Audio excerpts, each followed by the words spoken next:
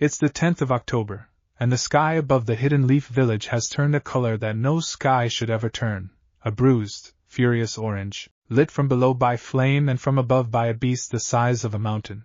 If you were standing in the streets of Konoha that night, you wouldn't have been thinking about legends or prophecies or the fate of the shinobi world. You would have been thinking about running, but this story isn't about the village. Not really. It's about one small, screaming bundle of a boy, wrapped in a blanket that used to be white, lying in the arms of a man who was about to die for him. And it's about the monster that was about to become his father. Stick with me here, because this is going to get strange before it gets good. Kurama, the nine-tailed fox, the strongest of the nine-tailed beasts, a creature of chakra and hatred older than the village trying to kill him, had exactly one thought as the seal closed around him. Cage. Again. He'd been a weapon before.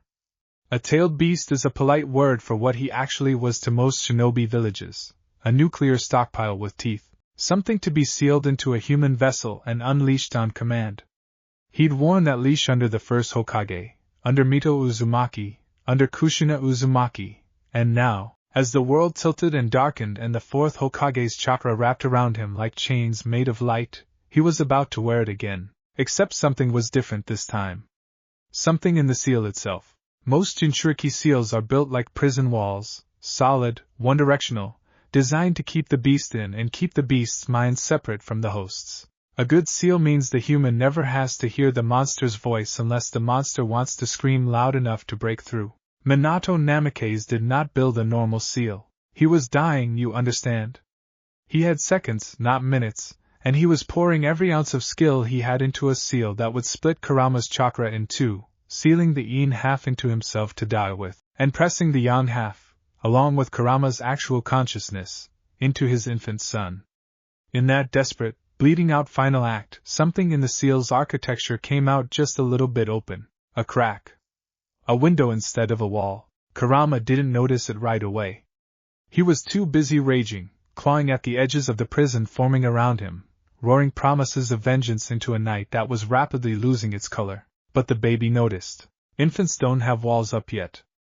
They don't have the mental architecture to separate self from other the way adults do, and so when the seal snapped shut and dragged Kurama's essence down into that small, fragile body, the boundary between fox and child wasn't a wall, it was a doorway. Cracked open. And neither one of them could close it. For the first year, Kurama didn't do anything with it. Why would he? He was furious, and grief does strange things to a mind, even a mind that's lived for centuries. He spent that first year raging inside the seal, throwing his chakra against its bars, screaming obscenities into a void that didn't answer. Somewhere above him, in a world he couldn't see, a village mourned a hero and buried a Hokage and quietly, carefully, made sure nobody spoke his son's name in connection with the monster that had nearly ended them all. Kurama didn't know any of that. Not yet. What he did notice, slowly, the way you notice a sound getting louder rather than a sound simply starting, was the crying. At first he assumed it was just the ambient noise of infancy. Human babies cried. That was their whole function, as far as he was concerned, screaming digestion machines that grew into screaming adults eventually. But this crying had a texture to it that started to needle at him. It wasn't hunger crying. It wasn't tired crying. There was something underneath it that Kurama, a being who had spent 9 lifetimes being feared, hated, and used, recognized immediately. It was the crying of something that understood, on some animal level, that nobody was coming. Tch, Kurama muttered to the darkness of his own cage, the first words he'd spoken since the sealing. Not my problem, he believed that too. For a while. Let's talk about what the outside world looked like, because you need to understand the size of the hole Naruto Uzumaki was falling into. The third Hokage, Hiruzen Sarutobi, dragged out of retirement to lead a village that had just lost its leader, made a law. A good law, on paper. Nobody was to speak of the nine-tailed seal, on pain of death. He wanted to protect the boy from becoming a target, from becoming the fox in everyone's eyes instead of a child. Laws, though, don't control whispers. They don't control the way a shopkeeper's hand trembles when a 3-year-old reaches for bread. They don't control the particular flavor of silence that falls over a room when a small blonde boy walks in, and they certainly don't control what parents mutter to their children at home, behind closed doors, where the law can't reach. Naruto grew up in an apartment paid for out of a village stipend that was, let's say, inconsistently honored. He grew up largely alone. He grew up learning, faster than any child should have to, that smiling wide and loud was armor, that if you grinned big enough and laughed loud enough, people couldn't see how much the silence actually cost you. And through all of it, in a cage sealed behind his own navel, something ancient and furious watched. Here's where the story actually starts to turn. Are you ready? Because this is the moment everything changes. Naruto was 3 years old, sitting alone on the floor of his apartment, when Kurama, bored, restless, chained inside a body too small to contain the scope of his own rage, let his awareness drift, really drift, for the first time since the ceiling. He wasn't trying to reach the boy. He was just there, the way smoke is there in a room even when nobody lit the fire. And the boy looked up, not with his eyes. His physical eyes were staring at a cracked bowl of cold rice on the floor in front of him. But somewhere in the vast, dim, waterlogged corridor that was Naruto's mindscape, a sewer, dripping and half-lit, because that's the kind of internal world a neglected 3-year-old builds without knowing he's building anything at all. Small footsteps splashed toward a set of enormous iron bars. "Hello?" said a tiny voice. Kurama went very, very still. No Jinchuriki had ever done this. Not consciously.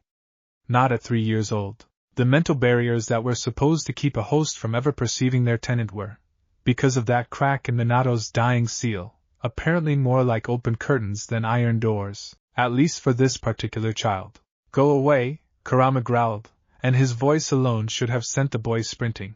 Naruto didn't run. He squinted up, way up, because the bars stretched into darkness, and the shape behind them was vast beyond comprehension, all red fur and burning eyes and teeth the size of the boy himself, and he said, with the devastating honesty that only very young children and very old sages ever manage, "You're big."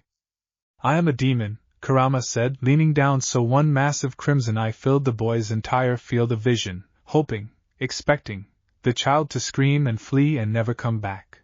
"I am the reason your parents are dead. I am the thing that this entire village fears. Are you not afraid?" Naruto considered this with the same grave seriousness a toddler brings to deciding whether he wants the red cup or the blue cup. "Everyone's already scared of me," he said. "You're not scarier than that." And then he sat down, right there on the wet stone floor in front of the bars, and asked Kurama if he wanted to see the drawing he'd made that day. Now, if you're expecting me to tell you this melted Kurama's heart on the spot, that a warm and fuzzy bond blossomed right there in a sewer of the mind, I've got some disappointing news for you. Kurama was, above all things, spiteful. He'd spent his entire immortal existence being treated as a weapon by every single human who'd ever laid hands on him, and here was another one, a small, sticky-fingered, drawing-obsessed one, sure, but a human nonetheless, wearing the same species that had chained him 9 separate times across 9 separate lives. He roared. He told the boy, in detail, exactly what he thought of humans, of Konoha, of the entire concept of villages and seals and Hokages. Naruto listened to the whole thing, nodding along seriously like Kurama was explaining the rules of a game, and then said, "Okay. Can I still show you the drawing?" Kurama did not dignify that with a response. Naruto showed him the drawing anyway. It was, and I say this with love, a truly terrible drawing of what might have been a fox, or possibly a very angry orange cloud with legs. "That's you," Naruto explained. For the first time in longer than he could remember, Kurama had absolutely nothing to say. "Here's the part where I want you to lean in close, because this is the hinge the whole story swings on." Over the following months, the visits kept happening, not every day, not with any real pattern, just whenever Naruto's mind drifted somewhere quiet enough, whenever loneliness pulled him inward instead of outward. And Kurama, despite every intention to ignore the boy into silence, kept answering. Why? Ask yourself this. What do you do when you're an immortal being trapped in eternal solitary confinement, and the only creature in the entire world willing to talk to you, the only creature not afraid of you, not trying to use you, not treating you like a bomb with a name, is a 3-year-old orphan who thinks you're a badly drawn orange cloud? You talk back. Even if you tell yourself you're only doing it out of boredom. But boredom doesn't explain what happened on a particular evening in early spring, when Naruto, now 4, and hungry in the specific way that only a child with an empty cupboard understands, cried himself into the mindscape instead of into his pillow. They wouldn't sell to me, he said, curled small against the bars, not even looking up at Kurama anymore, just talking into his own knees. The lady at the shop. She said. He stopped. Started again. She said bad things? About you. About me. Kurama had heard every kind of scream a human could produce. War cries. Battle roars.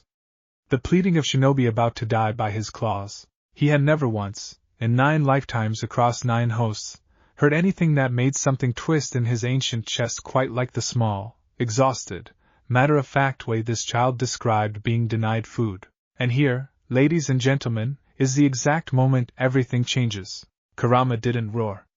He didn't rage at Konoha, though he wanted to. He looked down at the boy through the bars, this small, starving, laughing through pain creature who kept coming back to talk to a monster because a monster was the only company he had, and something in him, something that had been pure fire for longer than the village itself had existed, cooled just slightly into something sharper. Something with a plan. Boy, Kurama said. Look at me. Naruto looked up red-eyed. This village made you an orphan. This village starves you, spits at you, and calls you names it doesn't have the courage to explain. And this village believes, foolishly, that I am contained, that I am finished. He let his voice drop into something low and dangerous, something that would have made a grown jonin's blood run cold. They are wrong. Are you gonna break out? Naruto asked, small hands gripping the bars, half hope and half terror. No, Kurama said. I am going to do something far more interesting. He leaned down until his eye filled the boy's vision again, and this time there was no contempt in it. There was something closer to calculation, closer, though he would never have admitted it in 1,000 years, to purpose. I am going to make you the single greatest weapon this pathetic village has ever produced, Kurama said. Not for their sake. For mine. I want every single one of them to look at what you become and understand, in their bones, that the thing they threw away in the gutter was the greatest shinobi they will ever fail to appreciate. I want them to choke on it. Naruto blinked up at him.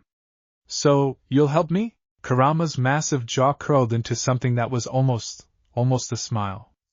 I will forge you. And here's where I normally tell you to hit that subscribe button, because trust me, you do not want to miss what happens when a 9-tailed monster decides to raise a shinobi out of pure spite. But we've got a story to finish, so let's keep moving. The training, if you can call what happens to a 4-year-old's dream life training, started small. Kurama couldn't physically touch the boy, couldn't hand him weapons or spar with him in any conventional sense. What he could do was talk. Whisper. Guide. Every night, when Naruto's mind slipped down into that dim, dripping sewer, Kurama was waiting, and every night, the lessons got a little more specific. Breathe, Kurama told him first, before anything else. Everything you will ever do as a shinobi starts here.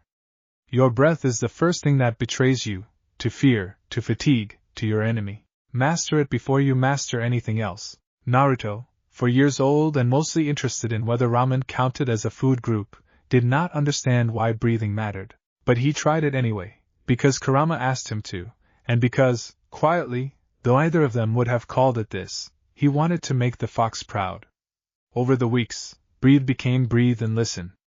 Kurama taught him to sit in the silence of his own apartment, and separate the sounds around him, the creak of the building settling, the specific cadence of footsteps in the hallway, the difference between someone walking past his door and someone walking toward it. You cannot outrun what you cannot sense coming, Kurama told him. The villagers will not always announce themselves before they throw a stone. Learn to feel the intention before the action. It sounds abstract, doesn't it? But children absorb the abstract far more easily than adults ever do, and Naruto, without a single ounce of formal ninja training, without a single academy lesson under his belt, began developing something most genin never learn in their entire careers: instinct. By the time he was 5, Naruto could sit perfectly still in a busy market street and know, a half-second before it happened, when someone nearby was about to do something unkind. He didn't always avoid it. He was still small, still slow, still a child, but he started to flinch a half-beat earlier, duck a half-inch faster, and slowly, month over month, that half-beat turned into something closer to a full step ahead. Kurama noticed the change too, in his own way. The lesson stopped being just spite dressed up as strategy. He started, and this took him a long time to admit, even to himself, actually caring whether the boy improved. He'd catch himself feeling something dangerously close to satisfaction whenever Naruto managed a lesson on the first try, and something dangerously close to worry on the nights Naruto came to the mindscape too exhausted, too hungry, or too hurt to focus. "You're doing it again," Naruto told him once, grinning through a split lip he'd earned from a fall he probably could have avoided if he hadn't been distracted feeding a stray cat. "Doing what?" Kurama said flatly. "Being nice. You always get grumpy right after." "I am not nice," Kurama snapped, and then, because apparently consistency wasn't his strong suit that week, spent the next hour explaining, in exhaustive, needlessly detailed terms, exactly how to identify pressure points on a human body that would incapacitate an attacker twice Naruto's size. Naruto listened to every word. And smiled the whole time, because he'd learned, somewhere in those quiet months, that this, the gruff instructions, the reluctant patience, the fox who pretended not to care while absolutely caring, was the closest thing to a parent he was ever going to get. He decided that was more than enough. Let's fast forward a little. Time moves strangely for a story like this. Some nights matter more than months of ordinary ones, and this next one matters more than most. Naruto was 5 years old, walking home from the small, sad playground at the edge of his neighborhood, the one where the other children's parents steered them away from him without ever quite looking him in the eye, when a group of older boys, maybe 9 or 10, decided that the empty street and the setting sun made a good enough excuse. One of them picked up a rock. Now, under normal circumstances, a 5-year-old doesn't stand a chance here. He's small, he's alone, and rocks thrown by cruel children have hurt far tougher kids than Naruto Uzumaki. But these weren't normal circumstances. Not anymore. Inside the seal, something had shifted awake the instant the boy's fear spiked. A low, warning hum of chakra that had become second nature by now, an alarm bell that Kurama had spent a year quietly, carefully teaching Naruto to hear. "There," said a voice in the back of Naruto's mind, calm as still water. "Left."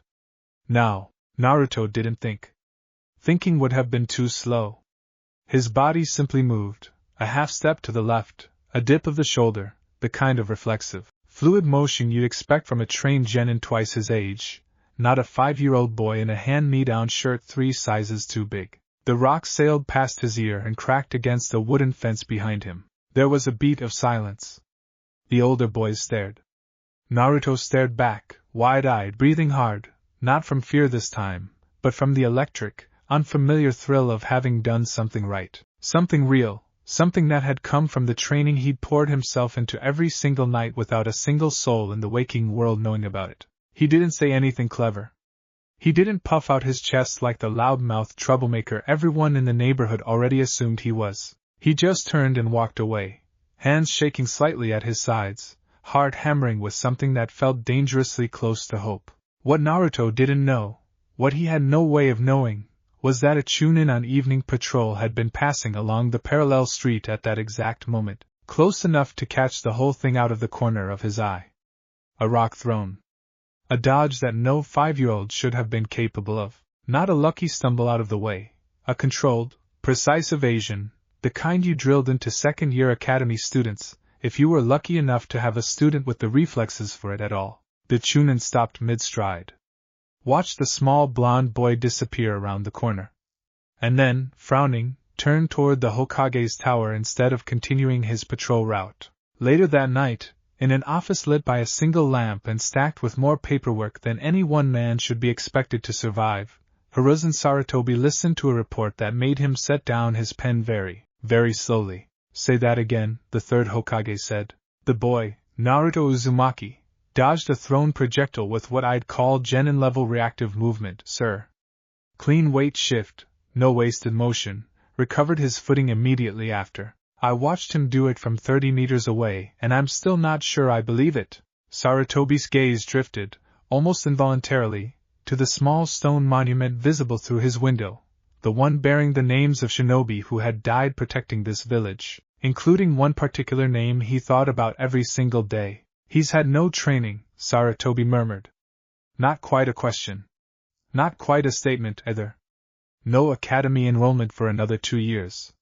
No sensei. No clan techniques to draw on.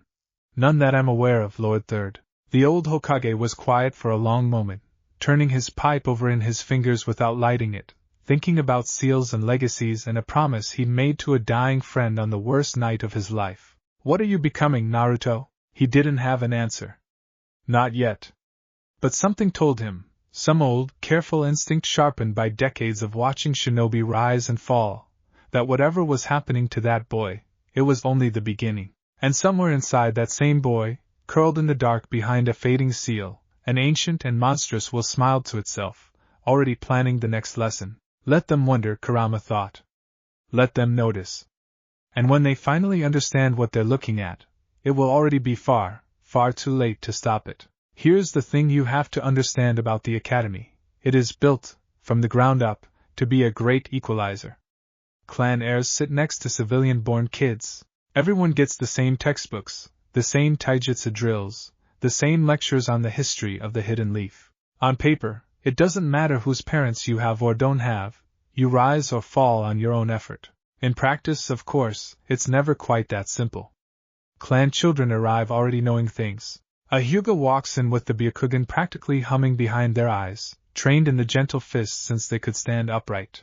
And a Kimichi knows how to eat properly for chakra reserves before they know how to tie their own sandals. And an orphan with no clan, no name recognition beyond the whispers that trail him down the hallway, and a stipend that barely covers rent, that kid is expected to struggle. That kid is expected to sit in the back, fumble through the drills, and eventually either wash out or scrape by as exactly the kind of unremarkable genin nobody remembers 5 years later. Nobody in that classroom. Not Iruka Umino at the front of the room, not the clan heirs whispering in their cliques, not even Naruto himself, most days, expected anything different from Naruto Uzumaki. They should have. All right, settle down, Iruka called out, clapping his hands twice as 30-some 7-year-olds settled into their seats on the first day. He was young for a teacher, still sharp-eyed and a little unsure of his own authority. But he had a good heart, and he'd make sure, quietly, without fanfare, that the boy everyone else avoided got a seat that wasn't isolated in the back corner. Naruto plopped down, grinning at nobody in particular, and Iruka felt the small, familiar tug of sympathy he always felt for this kid. Loud. A little too loud, honestly, like he was trying to fill a room that kept trying to empty itself of him. Just a normal kid trying too hard, Iruka thought. That's all this is. He had no idea. The first few weeks went about how you'd expect. Naruto struggled with the written material, genuinely struggled, not performing it. Reading had never been a priority in an apartment where the biggest challenge most days was making sure there was food at all, and nobody had ever sat him down and taught him his letters properly. Kurama, for all his ancient wisdom, was not exactly built for teaching phonics, strategy, chakra theory, and the reading of intent were his specialties, not grammar. So on the surface, in the place where grades got written down and reported to parents who mostly weren't paying attention anyway, Naruto looked exactly like what everyone expected, a kid falling behind. But there's a difference between falling behind and being weak, and if you looked closely, really closely, the way almost nobody in that classroom bothered to, you'd have started noticing something strange happening whenever the lessons turned physical. It happened for the first time during a basic balance drill, 3 weeks into the term. Iruka had the class walking along a raised wooden beam, one at a time, arms out, wobbling like baby birds on their first attempt at flight. Most kids made it a few steps before overcorrecting and tumbling off into the padded mat below. A couple of clan kids, a Nara boy who looked like he'd rather be napping, and a Kimichi girl with steadier footing than most, made it the full length on their first try. Then Naruto stepped up. He didn't wobble. He walked the entire beam, heel to toe, arms loose at his sides instead of out for balance, with the kind of unhurried, centered movement you'd expect from someone who'd spent years, not weeks, years, learning to master their own breath and weight distribution, which, of course, he had. He just wasn't allowed to tell anyone that his teacher was a 9-tailed fox sealed inside his stomach. Iruka blinked. That was very good, Naruto. Thanks, sensei. Naruto beamed, and hopped down off the beam like it was nothing, already distracted by whatever was happening at the other end of the schoolyard. Iruka made a small note in the margin of his roster. Just a small one. The kind of note a careful teacher makes when something doesn't fit the pattern he expects, a loose thread he intends to keep an eye on, without yet understanding it's attached to something enormous. You ever have a teacher who almost figured you out before you were ready? Stick around, Irika's about to start pulling on that thread a lot harder than he means to. Inside the mindscape, Kurama was, for lack of a better term, thoroughly unimpressed by the Academy's curriculum. They are teaching you to walk on a beam, he said flatly one night, pacing behind the bars with the particular irritation of a being who had personally witnessed the invention of chakra as a discipline. You have been walking silently across rooftops in your dreams for a year. This is an insult to both of us. It's not that bad, Naruto said, sprawled on the wet stone floor with the easy comfort of someone who'd spent enough evenings here that it didn't feel strange anymore. A 7-year-old lying on his back in front of a monster's cage, chatting like it was the most natural thing in the world. Which, for him, it kind of was. Irika-sensei said I did good today. You did adequately, Kurama corrected. Adequate is not the standard I am training you for. You're never happy, Naruto said, but he was smiling when he said it.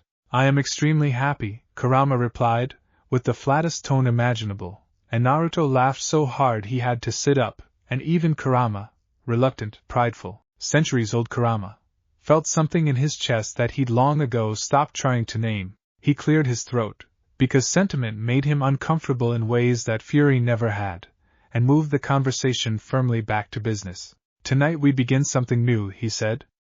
You are old enough now. Fuinjutsu. Naruto blinked. Fu what now? Sealing techniques, Kurama said. The discipline your father used to imprison me. The discipline your mother's clan built their entire reputation on. It is, without question, one of the most powerful and least understood arts in the shinobi world, and I happen to have several centuries of memory fragments from hosts who were rather skilled at it. Wait. Naruto sat up straighter. My parents knew sealing stuff? There was a pause, a small, careful pause that Naruto was too young and too excited to notice, but that meant something enormous to the creature on the other side of those bars. Kurama had never told the boy who his parents were.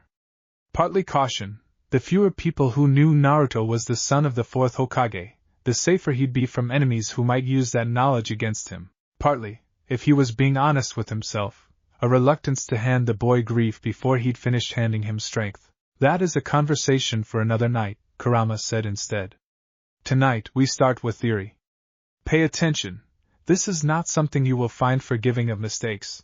And so began, in the driest, most unglamorous way possible, the training that would eventually make Naruto Uzumaki one of the most dangerous shinobi of his generation. Fuinjutsu is not flashy. It's not the kind of thing you see in an exciting fight scene. It's calligraphy, mathematics, and chakra theory smashed together into a discipline that punishes even small mistakes brutally. Kurama, drawing on fragmented memories absorbed over generations of hosts, pieces of Mito Uzumaki's meticulous scholarly notes, echoes of techniques Kushina had drilled into her own hands 1,000 times before her death, began walking Naruto through the basics. Chakra flow.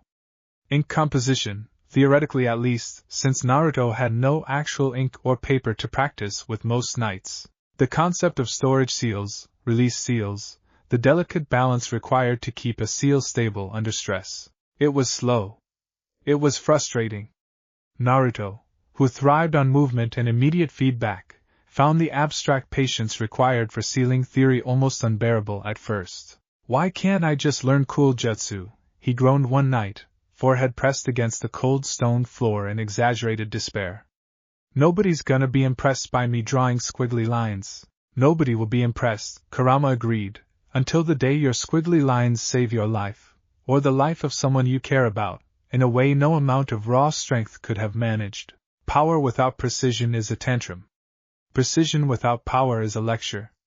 You, Naruto, are going to be neither. You are going to be complete. Naruto groaned again, but he kept practicing.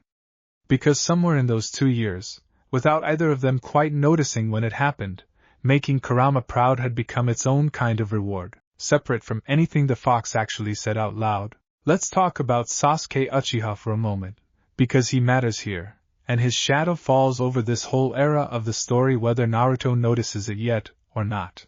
Sasuke was, by any reasonable measure, a genuine prodigy, the kind the Academy hadn't seen in years. Sharp reflexes, a natural aptitude for the Uchiha clan's fire techniques even at his age, and the quiet, controlled intensity of a boy who had already decided, somewhere deep down, exactly what he was going to spend his life becoming. Teachers watched him with the particular hushed reverence reserved for kids who are clearly going to be somebody someday. Naruto watched him too. Everybody watched Sasuke. For the first year, Naruto's reaction to Sasuke's obvious talent was straightforward jealousy. The kind any kid feels toward the classmate who gets all the attention, all the praise, all the not-so-subtle encouragement from teachers hoping to nurture the next great Uchiha prodigy. He'd scowl, he'd loudly declare he was going to beat Sasuke someday. He'd throw himself into showy displays that mostly just got him scolded for disrupting class. Kurama, predictably, had opinions about this. "You are wasting energy," he told Naruto flatly, after one particularly loud outburst where Naruto had challenged Sasuke to a taijutsu match in the middle of the schoolyard and lost, badly, in front of half the class. "Watching him. Comparing yourself to him. Every second you spend measuring your worth against that boy is a second you are not spending building your own foundation." "But he's better than me," Naruto muttered, nursing a bruised knuckle and a bruised ego in roughly equal measure. "He is better than you today," Kurama corrected. "In a fight built entirely around what the Academy teaches, taijutsu forms, basic ninjutsu, the narrow little box they've drawn around what a shinobi is allowed to be. You are not training inside that box. You never have been. Stop measuring yourself against a ruler that was never built for you." It took Naruto a while to really absorb that lesson. Pride is a stubborn thing, even in a 7-year-old, maybe especially in a 7-year-old who has almost nothing else to hold on to. But slowly, very slowly, over months rather than days, something shifted in how Naruto approached the other kids in his class. He stopped trying to beat Sasuke in front of everyone. He started, instead, quietly absorbing every lesson the Academy offered and testing its limits in private, in the mindscape, where the only person watching was a fox who genuinely didn't care about looking impressive, only about being effective. By the time Naruto turned 8, the shift was becoming impossible for careful observers to ignore entirely. Iruka noticed it first, because Iruka was paying the closest attention of anyone. The written work was still a struggle. Naruto's reading had improved, slowly, through sheer determined effort and a stubborn refusal to be embarrassed by asking for help, but he'd never be the top of the class in a written exam. That wasn't where his gifts lived. But in the practical sessions? Something had changed entirely. Chakra control exercises that took most students weeks to master, Naruto picked up in days. His taijutsu forms, while unconventional, built more around instinct and improvisation than the rigid textbook stances the Academy taught, proved shockingly effective in sparring matches, to the point where Iruka started quietly pairing him against slightly older students just to keep things fair. "Where is this coming from?" Iruka asked him once, after a sparring session where Naruto had, to the shock of literally everyone watching, including Naruto himself, who was getting better at hiding his surprise but still hadn't fully mastered it, held his own against a boy 2 years his senior. "I practice a lot," Naruto said, which was true if incomplete. "At home? By yourself?" "Yeah. Also true." Technically. Iruka studied him for a long moment. There was something in the boy's eyes that hadn't been there a year ago. A kind of settled focus, at odds with the loud, attention-hungry class clown persona Naruto still wore like a favorite jacket in every other context. "What are you hiding, Naruto?" He didn't ask that question out loud. Not yet. But he started watching more closely, and he started, carefully, without making a formal report that might draw the wrong kind of attention to a kid who already had enough attention on him, mentioning small observations to the Hokage during his occasional check-ins. The third Hokage, for his part, kept a very particular file growing steadily thicker in a drawer of his desk. He did not share its contents with the council. Not yet. This is the part of the story where I always tell people, pay attention to the teachers who notice too much, because they're usually the ones who end up mattering most later. Iruka is going to matter a lot. Keep that in mind. Now, back to the story, because we're getting to the part you've been waiting for. The incident with Mizuki happened when Naruto was 10, in his final year at the academy, And if you know anything about the original story of Naruto Uzumaki, you know how this scene is supposed to go. In the world you might already know, Mizuki, a Chunin instructor with a secret grudge against the village and a secret loyalty to Orochimaru, manipulates a struggling, failing Naruto into stealing a forbidden scroll from the Hokage's tower, tricking him with a promise that mastering just one technique from it will guarantee his graduation. The betrayal that follows, Mizuki revealing, cruelly, exactly what Naruto is, exactly why the village hates him, becomes one of the most devastating moments of Naruto's childhood. That's not what happens here. Because in this version of events, Naruto has known what he carries inside him since he was 3 years old. There's no secret left for Mizuki to weaponize, no cruel reveal capable of shattering him, because the thing meant to shatter him has been the person raising him for 7 straight years. Let's watch what actually happens instead. It started the same way, more or less. Naruto, despite his practical improvements, still lagging behind in the written and technique-based portions of the final exam, failed the graduation test for the second time, not because he lacked ability, but because the Academy's standardized clone technique, the Bunshin no Jutsu, required an extremely fine and even distribution of chakra that Naruto's naturally massive reserves made almost impossible to replicate using the basic method taught in class. It's a genuinely cruel irony. The boy with more chakra than anyone in the room kept failing the one technique that punished having too much of it. Kurama, predictably, was furious about this in a very specific, very technical way. The Academy's clone technique is a garbage method, he ranted, the night after Naruto failed for the second time, pacing his cage with barely restrained irritation.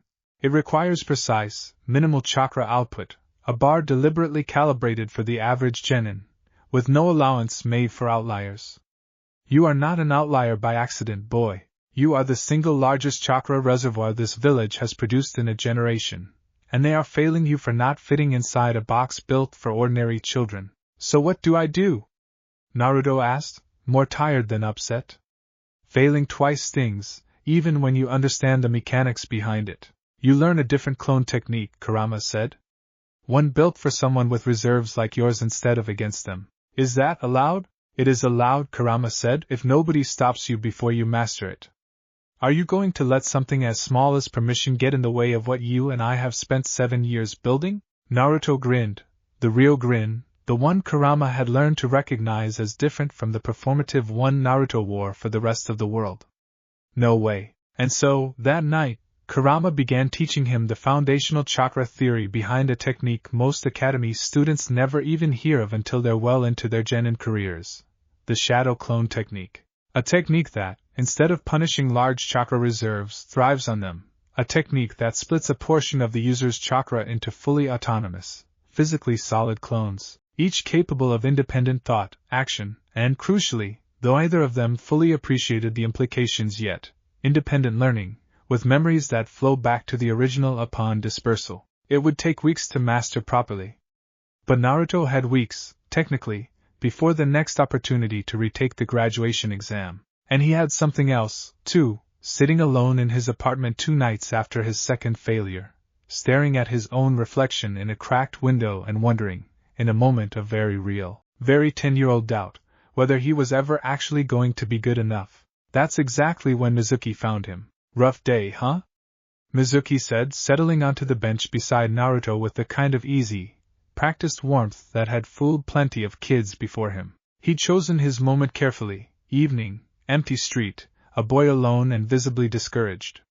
Exactly the conditions his plan required. I failed again, Naruto said flatly, not looking up. You know, Mizuki said, leaning in with a conspiratorial lean that would have worked beautifully on almost any other struggling student. There's actually a secret way to guarantee you pass. A special extra credit test. Nobody's supposed to know about it, but you're a good kid, Naruto. I want to see you make it. Here's where, in the original telling of this story, things would have gone very badly for Naruto. A manipulated theft, a stolen forbidden scroll, a devastating betrayal designed to break a lonely child at his most vulnerable moment. Instead, deep inside the seal, something ancient and extremely well-informed went absolutely still with recognition. That voice, Kurama thought, chakra bristling with an old, cold fury. That energy signature. This is not a well-meaning teacher, Naruto, Kurama said, low and urgent, cutting directly into the boy's thoughts mid-conversation, a skill they'd practiced together for exactly this kind of moment. This man is lying to you. Naruto, to his enormous credit, didn't flinch, didn't gasp, didn't do anything that would tip Mizuki off that a conversation was happening on a completely different frequency than the one out loud. 7 years of secret training does wonderful things for a person's poker face. What kind of test?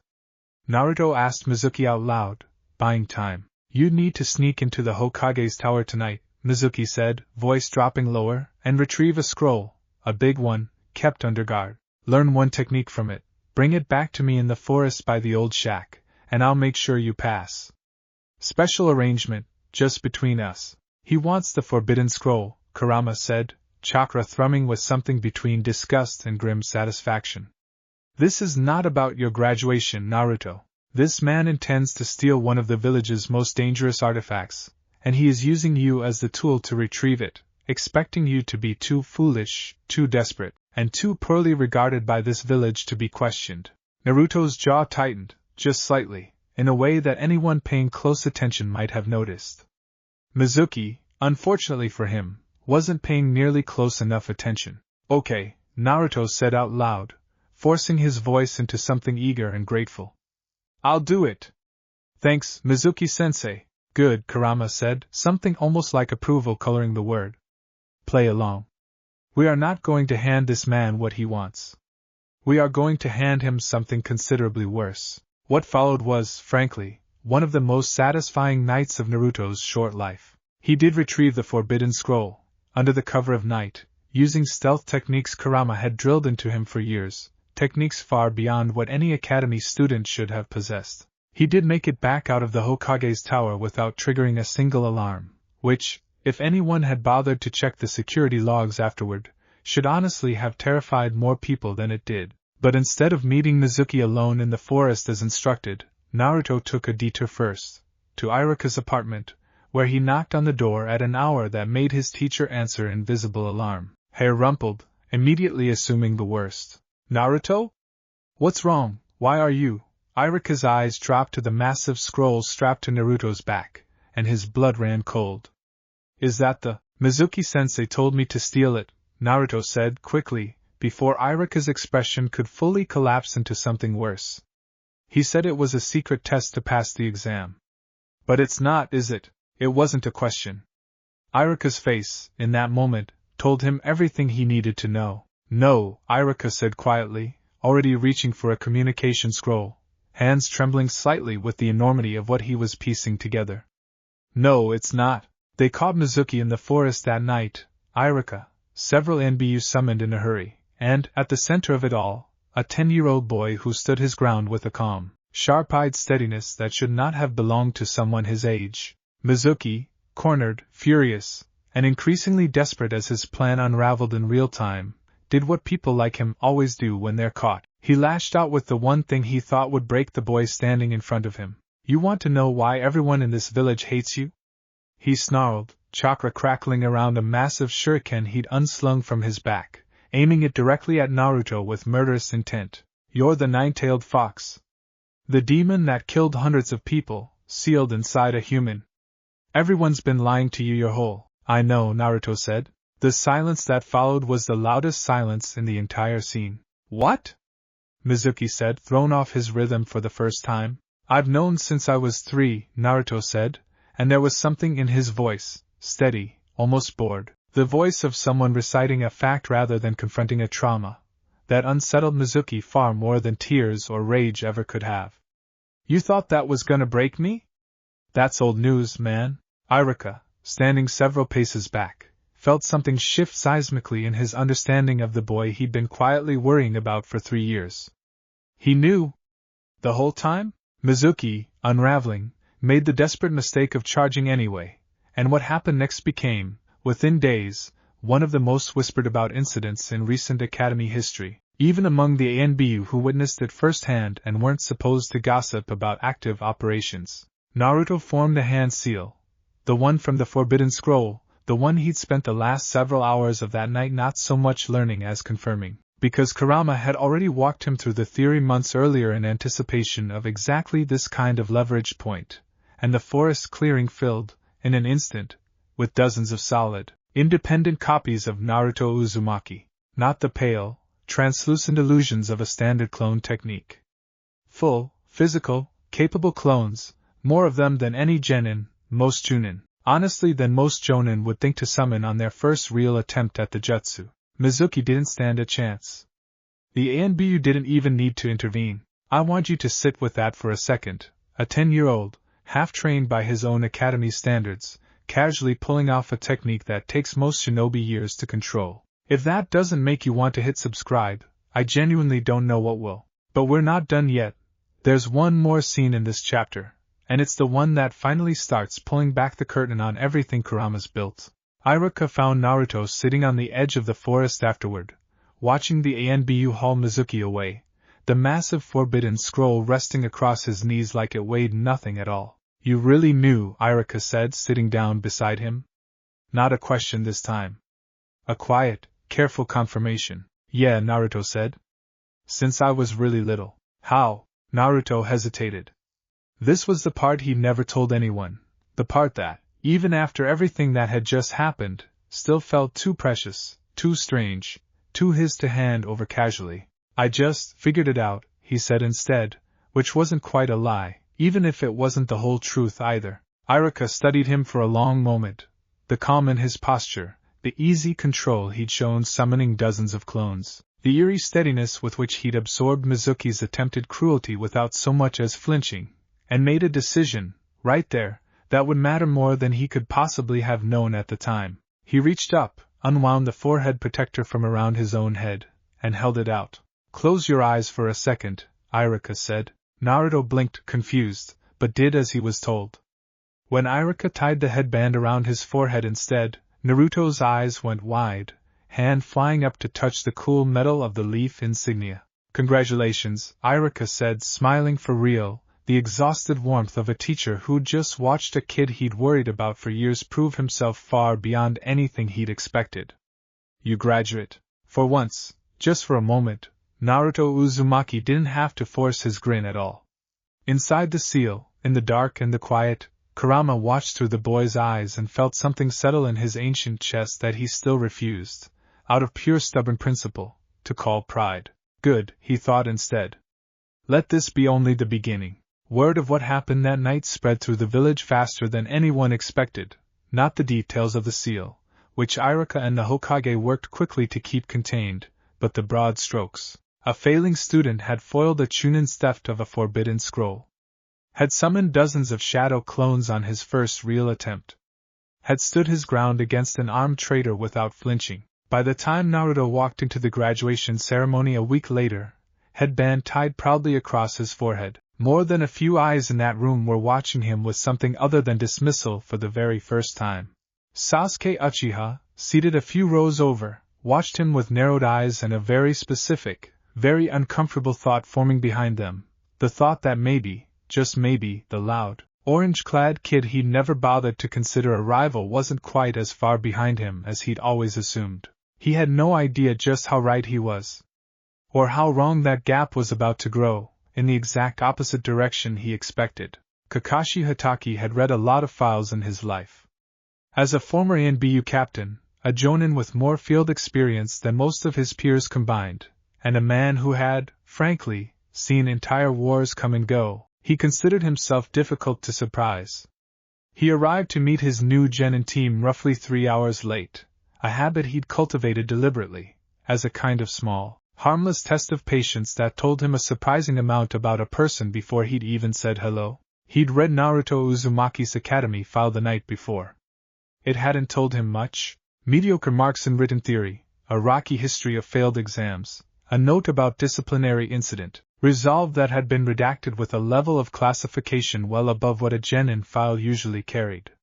The kind of redaction that made a careful reader's eyebrows twitch, if they knew what to look for. Kakashi knew what to look for. He filed the thought away and walked into that classroom expecting, at best, a loud, undisciplined kid riding the momentum of a lucky moment nobody had bothered to explain to him properly. What he got was something else entirely. The introductions went about as expected, at first. Sakura Haruno, sharp-tongued and clearly infatuated with Sasuke in a way she hadn't yet learned to disguise, rattled off her hobbies and dreams with the specific, performative energy of a 12-year-old trying to impress a boy who wasn't listening. Sasuke, when his turn came, offered the barest minimum of information in the flattest tone imaginable. Likes nothing in particular, dislikes most things, has one goal involving vengeance he didn't feel like sharing with strangers on a rooftop. Then it was Naruto's turn. Name's Naruto Uzumaki, he said, grinning wide, all loud energy and easy charisma, the performance he perfected over years of making sure nobody looked too closely at what was underneath it.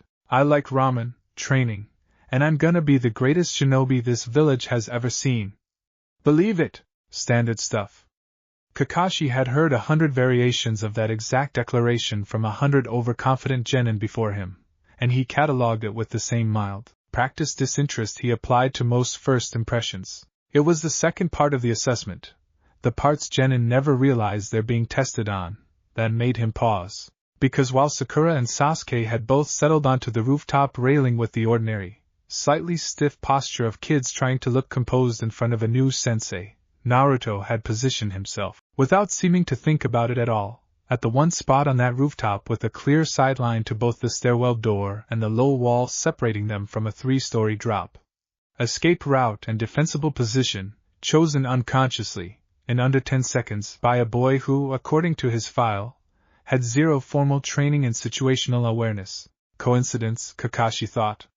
Probably. He filed that thought away too, right next to the redacted disciplinary note, and decided the bell test in the morning would tell him a great deal more than any file ever could. If you don't know the bell test, here's the short version: 2 bells, 3 genin, and Kakashi's flat, cheerful announcement that only 2 of them will actually pass.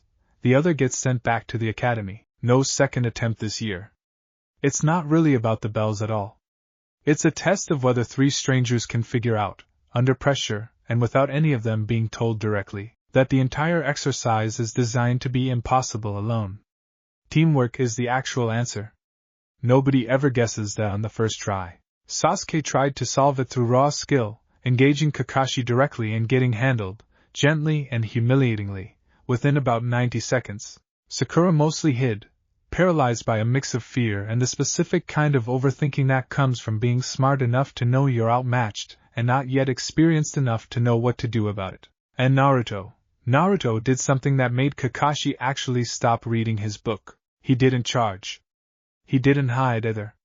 He sat cross-legged, in plain view about 20 feet from where Kakashi was standing, arms folded, watching. Something wrong? Kakashi asked, mildly amused, closing his book halfway. You're not even going to try? There's 2 bells, Naruto said, not moving. 3 of us. You made a whole speech about how only 2 people pass, and how one of us is gonna fail and get sent back. That's right. That's dumb, Naruto said flatly. Why would you tell us the rules of a test if the actual point was for us to break them? Kakashi's single visible eye narrowed, very slightly, in a way that most people would have missed entirely. Most 12-year-olds needed the better part of an hour, sometimes the entire test, sometimes several failed attempts across multiple genin teams over multiple years, to arrive at that conclusion. Naruto had gotten there in the first 5 minutes, sitting perfectly still, doing nothing but thinking. There's 2 bells, 3 of us. It sounds obvious in hindsight. It never is in the moment, to a 12-year-old genin fresh out of the academy who's been trained their entire life to think of every test as an individual measure of individual worth. So what are you going to do about it? Kakashi asked, genuinely curious now, all pretense of casual disinterest quietly dropping away. Get the other 2 to work with me, Naruto said, standing up, dusting off his pants. Even if Sasuke's gonna be a pain about it, he was right about that part, too. Sasuke did not want to be told what to do by the class dead last, and it took a fair amount of stubborn insistence. Plus one moment where Naruto deliberately let himself get caught by Kakashi in a way that bought Sasuke and Sakura the exact 10 seconds they needed to reposition, before the 3 of them managed something resembling actual coordination. They didn't get the bells. Kakashi was, frankly, far too experienced to let 3 genin walk away with an easy win on their first attempt. no matter how promising the underlying insight was. But when he called the exercise, sat all three of them down on the training ground stumps, and delivered his usual lecture about teamwork and the fate of shinobi who abandoned their comrades, he found himself watching Naruto more than the other two. Where did that come from, he thought, turning the question over the way he'd turn over a lock he didn't have the key to yet. That wasn't luck. That was reasoning, good reasoning, fast, under pressure, from a kid whose file says he barely passed written theory. He passed all three of them, not the standard outcome, but justified in his report by demonstrated capacity for rapid tactical cooperation under artificial failure conditions. What he didn't put in the report, because he didn't yet have anything concrete enough to justify it, was the small, nagging itch at the back of his mind that told him Naruto Uzumaki did not add up. This is the part of the story where I always remind you, the smartest people in the room are rarely the loudest ones about it. Naruto's spent 7 years learning that lesson the hard way. Kakashi's about to learn it the same way everyone else eventually does, by underestimating him right up until he can't anymore. The weeks that followed settled into something like a rhythm. D-rank missions, chasing an extremely uncooperative cat named Tora, weeding gardens, painting fences. The unglamorous grind that every genin team cuts their teeth on before anyone trusts them with anything real. Naruto complained about the D-ranks loudly and often, in keeping with the persona everyone expected of him. Privately, in the mindscape, Kurama had rather different opinions about their usefulness. "This is beneath you," Kurama said one night, unimpressed, as Naruto recounted the day's adventures in cat retrieval. "You have mastered Fuinjutsu theory that most chunin never touch in their entire careers, and you are spending your days chasing house pets." "It's not that bad," Naruto said, sprawled against the bars in the easy, familiar way of someone who'd spent 9 years growing up in this exact spot. "Sakura-chan's actually kind of scary when she's mad, and Sasuke got scratched up pretty good last time. It was kind of funny." "You are missing the point." "I'm not missing the point," Naruto said, more seriously than his tone a moment earlier had suggested. "I know I could probably do this stuff by myself, faster. But that's not really what it's about, right? Kakashi-sensei keeps saying teamwork matters more than anything. And I never really had that. People to work with. People who didn't just leave the second things got hard." He paused. "I kinda like it. Even the annoying parts." Kurama was quiet for a moment. He'd spent 7 years turning this boy into a weapon out of spite, and somewhere along the way, without either of them quite marking the exact moment it happened, the goal had quietly shifted into something else. Not just a weapon. Something with roots. Something that might actually survive whatever the world eventually threw at him, because it had people around it instead of only isolation and grievance. "Fine," Kurama said gruffly. "Chase your cat. But do not let the mission itself dull the edge we have spent this long sharpening. There is a difference between patience and complacency." "Yes, sensei," Naruto said in a tone that was somewhere between mocking and genuinely affectionate, and Kurama made a low sound in his throat that might, in a much less proud creature, have been mistaken for a laugh. The mission that changed everything arrived on an unremarkable Tuesday, in the form of an unremarkable-looking request. Escort a bridge builder named Tizuna safely back to his home in the land of waves and protect him while he finished construction on a bridge meant to save his impoverished country's economy. Rank C, technically, low risk, low danger, the kind of assignment genin teams take dozens of times as they build up experience for the real missions later. If you already know this story, you know it doesn't stay C rank for very long. Tizuna, it turned out, had been distinctly economical with the truth. The mission was supposed to be simple escort work. It became considerably less simple within the first hour of travel, when 2 Chunin-level missing Nin, the demon brothers, wielding a wicked, chained gauntlet designed to shred through unwary targets, burst out of a puddle on the road that hadn't rained on in days. A puddle. On a dry road. If you're wondering how a trap that obvious ever works on anyone, the answer is, it works because most people don't expect an ambush disguised as terrain on a routine escort mission. Most genin walk right past it. Naruto did not walk right past it. Puddle, Kurama's voice cut through his thoughts the instant they passed it, sharp and immediate. Dry road, clear skies, standing water. That is not terrain. That is concealment. Naruto's steps didn't falter, didn't betray a single flicker of the alarm suddenly running through him, Years of controlling his own tells had made sure of that, but his weight shifted, subtly, into a stance that would let him react instantly the moment anything moved. When the demon brothers erupted from the water half a second later, chain whipping toward Kakashi, the obvious first target, the visible Jonin, Naruto was already moving, already between the attack and Tazuna, already pulling a kunai with the kind of fluid, unhurried precision that should not have belonged to a genin 3 months out of the academy. Kakashi, for his part, allowed the attack to land, a deliberate substitution, a controlled test disguised as a real threat, checking exactly how his students would respond under genuine pressure. What he hadn't planned for, what genuinely surprised him mid-technique, was watching Naruto react to the ambush a full half-second before the water even finished rippling. He knew before they moved, Kakashi thought, watching the fight resolve, Sasuke pinning one brother with a well-placed kunai throw, Naruto disabling the second with a shadow clone flanking maneuver that Kakashi was fairly certain wasn't in any academy curriculum he'd ever heard of. That's not reflexes. That's something closer to precognition. Where does a 12-year-old learn to read an ambush before it springs? He didn't have an answer. But the itch at the back of his mind, the one he'd first felt during the bell test, had stopped being an itch and started being something closer to a genuine, professional concern. Tazuna's confession, that the mission was, in fact, considerably more dangerous than advertised, that a wealthy and ruthless shipping magnate named Gato had strangled the Land of Waves economy and would stop at nothing to prevent the bridge's completion, came out over a tense dinner that evening. Kakashi, ever the professional, gave his genin the choice: turn back now, technically within their rights given the mission's true rank, or press forward into genuinely dangerous territory. Nobody voted to turn back. You already knew that, probably. It's the kind of story that only goes one direction. What you might not have expected is the conversation that happened later that night, in the quiet of Naruto's own mind, long after the others had gone to sleep. That was a Jonin-level ambush, Naruto said quietly, staring up at the ceiling of the small room they'd been given. Chunin, at least. If this whole mission's already at that level this early, then whoever hired the Demon Brothers has considerably more resources than a simple bridge dispute would normally require, Kurama finished. You are thinking correctly. This mission has teeth far larger than what your team was prepared for on paper. Should we be worried? You should be prepared, Kurama corrected. There is a considerable difference. Worry paralyzes.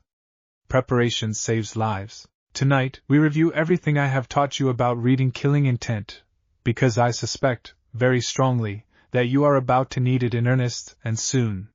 He was, as usual, entirely correct. You ever get that feeling that a mission's about to spiral way outside what anyone signed up for? Yeah. Naruto's getting real familiar with that feeling. Stick around, because this is where Zabuza Momochi enters the story, and things are about to get a lot more dangerous, a lot faster. The mist rolled in without warning the next morning, thick and unnatural, swallowing the road ahead of them until visibility dropped to almost nothing. Any experienced shinobi would recognize it immediately for what it was, not weather, but jutsu, a deliberate concealment technique used by exactly one kind of shinobi with a reputation fearsome enough to make even Kakashi's posture change. Get down! Kakashi barked, shoving Tazuna toward the ground as a massive cleaver-like blade sailed out of the fog and buried itself in a tree exactly where the bridge builder's head had been a heartbeat. Earlier, a figure dropped onto the hilt of the embedded sword, crouched, wrapped in bandages across the lower half of his face, eyes cold and assessing. Kakashi Hatake, the figure said, voice flat and edged with menace. The copy ninja. I'd heard you might be involved in this. Hand over the old man, and the rest of you can walk away. Zabuza Momochi, Kakashi said, and something in his tone shifted, sharpened, the lazy mask dropping away entirely. The demon of the hidden mist. I was hoping the Demon Brothers were the worst this contract had to offer. What followed was, without question, the most dangerous few minutes of Naruto's short career as a genin, and it's also, not coincidentally, the moment where 7 years of secret, nightly training finally started earning its keep in front of witnesses who mattered. Kakashi engaged Zabuza directly, buying his students precious seconds, but Zabuza's true speciality wasn't raw taijutsu. It was the mist itself, a technique that swallowed sound, sight, and orientation, designed to let him strike from any direction, at any moment, invisible until his blade was already in motion. Most genin, caught in that fog, freeze. Disoriented, blind, surrounded by a killing intent thick enough to feel like a physical weight pressing down on their chest. Most genin simply lock up, waiting for a sensei to save them. Naruto closed his eyes instead. You cannot see through this fog. Kurama's voice cut through the panic threatening to rise in his chest, calm and absolutely certain. The voice of someone who had walked him through exactly this kind of scenario 100 times in the safety of dreams. So stop trying to see. Listen. Feel the displacement of air. Feel the chakra pressure shifting as he moves through it. You have practiced this for years, Naruto. This is not new. This is only the first time it has mattered. Naruto breathed. Slow. Controlled. The exact rhythm Kurama had drilled into him since he was 4 years old, long before he understood why breath control mattered at all. And the world, impossibly, started to sharpen. Not visually, the fog was still absolute, but in some other sense entirely, a kind of pressure map forming in his mind, tracking the subtle displacement of air currents, the faint, cold edge of killing intent radiating from a specific, shifting point in the mist. There. He turned precisely, a half-second before Zabuza's clone, a water clone, he realized later, sent to test the genin, while the real Zabuza kept Kakashi occupied, materialized directly behind Sakura with a blade already swinging toward her exposed side. Sakura, move! Naruto shouted, already in motion, tackling her sideways with enough force to clear the strike zone entirely. The water clone's blade slicing through empty air where she'd been standing a heartbeat earlier. Sasuke, momentarily stunned by the near miss, recovered fast enough to finish off the water clone with a well-placed fire technique. But it was Naruto's warning. Naruto's impossible half-second of foresight in a fog that should have left him just as blind as everyone else, that had made the difference between a close call and a genuine tragedy. Zabuza, disengaging from Kakashi long enough to retreat into the mist and regroup, spared one final, appraising glance toward the boy who'd somehow tracked a clone's movement through zero visibility fog. Interesting, he thought, before vanishing entirely. That one's not like the others. The fight with Zabuza that followed, Kakashi's Sharingan finally activated, a tense and brutal exchange of water techniques across the surface of a nearby lake, ending in a temporary standoff broken only by the sudden, precise intervention of a masked figure who put a Senbon through Zabuza's neck and declared him dead before vanishing with the body, is a story mostly about Kakashi. Naruto's role in it was smaller, mostly relegated to protecting Tazuna and Sakura while the two Jonin-level fighters clashed.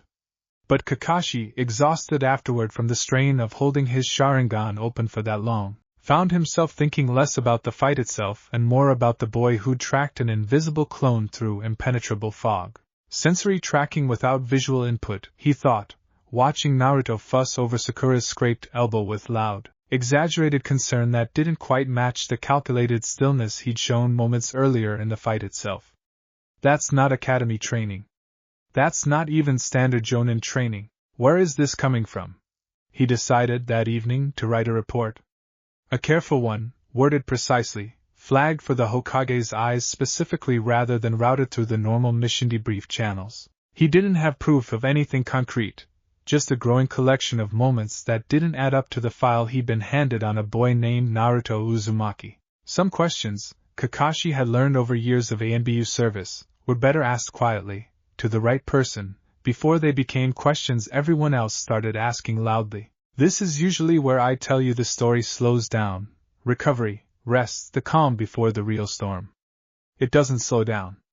Not this time. Because that masked figure who killed Zabuza? She's not done with this story. Not even close. The masked figure, as most of you probably already suspect, was not actually a hunter Nin dispatching a target. It was Haku, Zabuza's companion, a shinobi of extraordinary skill and quiet, aching gentleness beneath the ice-cold precision of his Kekkei Genkai, working in tandem with Zabuza to fake the swordsman's death and buy time to recover before their next attempt on the bridge. Naruto met him, though he didn't know who Haku really was yet, in a quiet forest clearing while gathering herbs during the team's recovery period, a small, ordinary moment that would end up mattering a great deal more than either of them expected. "You're not from around here," Haku observed, kneeling among a patch of medicinal flowers, gathering them with careful, practiced hands. There was something almost serene about him, soft-spoken, gentle in a way that didn't match the violence Naruto had witnessed in the mist the day before, though of course, Naruto had no idea yet that this was the same person. "Nah, I'm a shinobi from the leaf," Naruto said, settling nearby, drawn in by the same easy curiosity that made him talk to strays and strangers alike. "Protecting a bridge builder. You live out here?" "Something like that," Haku said. A pause. Then, with the kind of quiet, careful phrasing of someone testing an idea out loud for the first time in a while, "Do you have someone precious to you? Someone you'd do anything to protect?" Naruto thought about it, really thought about it, the way Kurama had spent years teaching him to actually consider questions instead of just reacting to them. "Yeah," he said finally. "A few people, actually. My team. My sensei back home. And," he hesitated, glancing inward for just a fraction of a second, toward the vast dark space where an ancient, irritable fox had spent 9 years quietly building him into someone worth protecting things at all. "Someone else." "It's complicated." Haku's expression, half hidden behind loose strands of dark hair, softened into something almost wistful. "Precious people make you strong," he said. "That's when a person can truly become powerful. When they have something worth protecting." "I believe that." "Sounds like you're speaking from experience," Naruto said. "I am," Haku said, standing, gathering his flowers. "There's someone precious to me too. I would do anything for him. Even things that might seem cruel to others."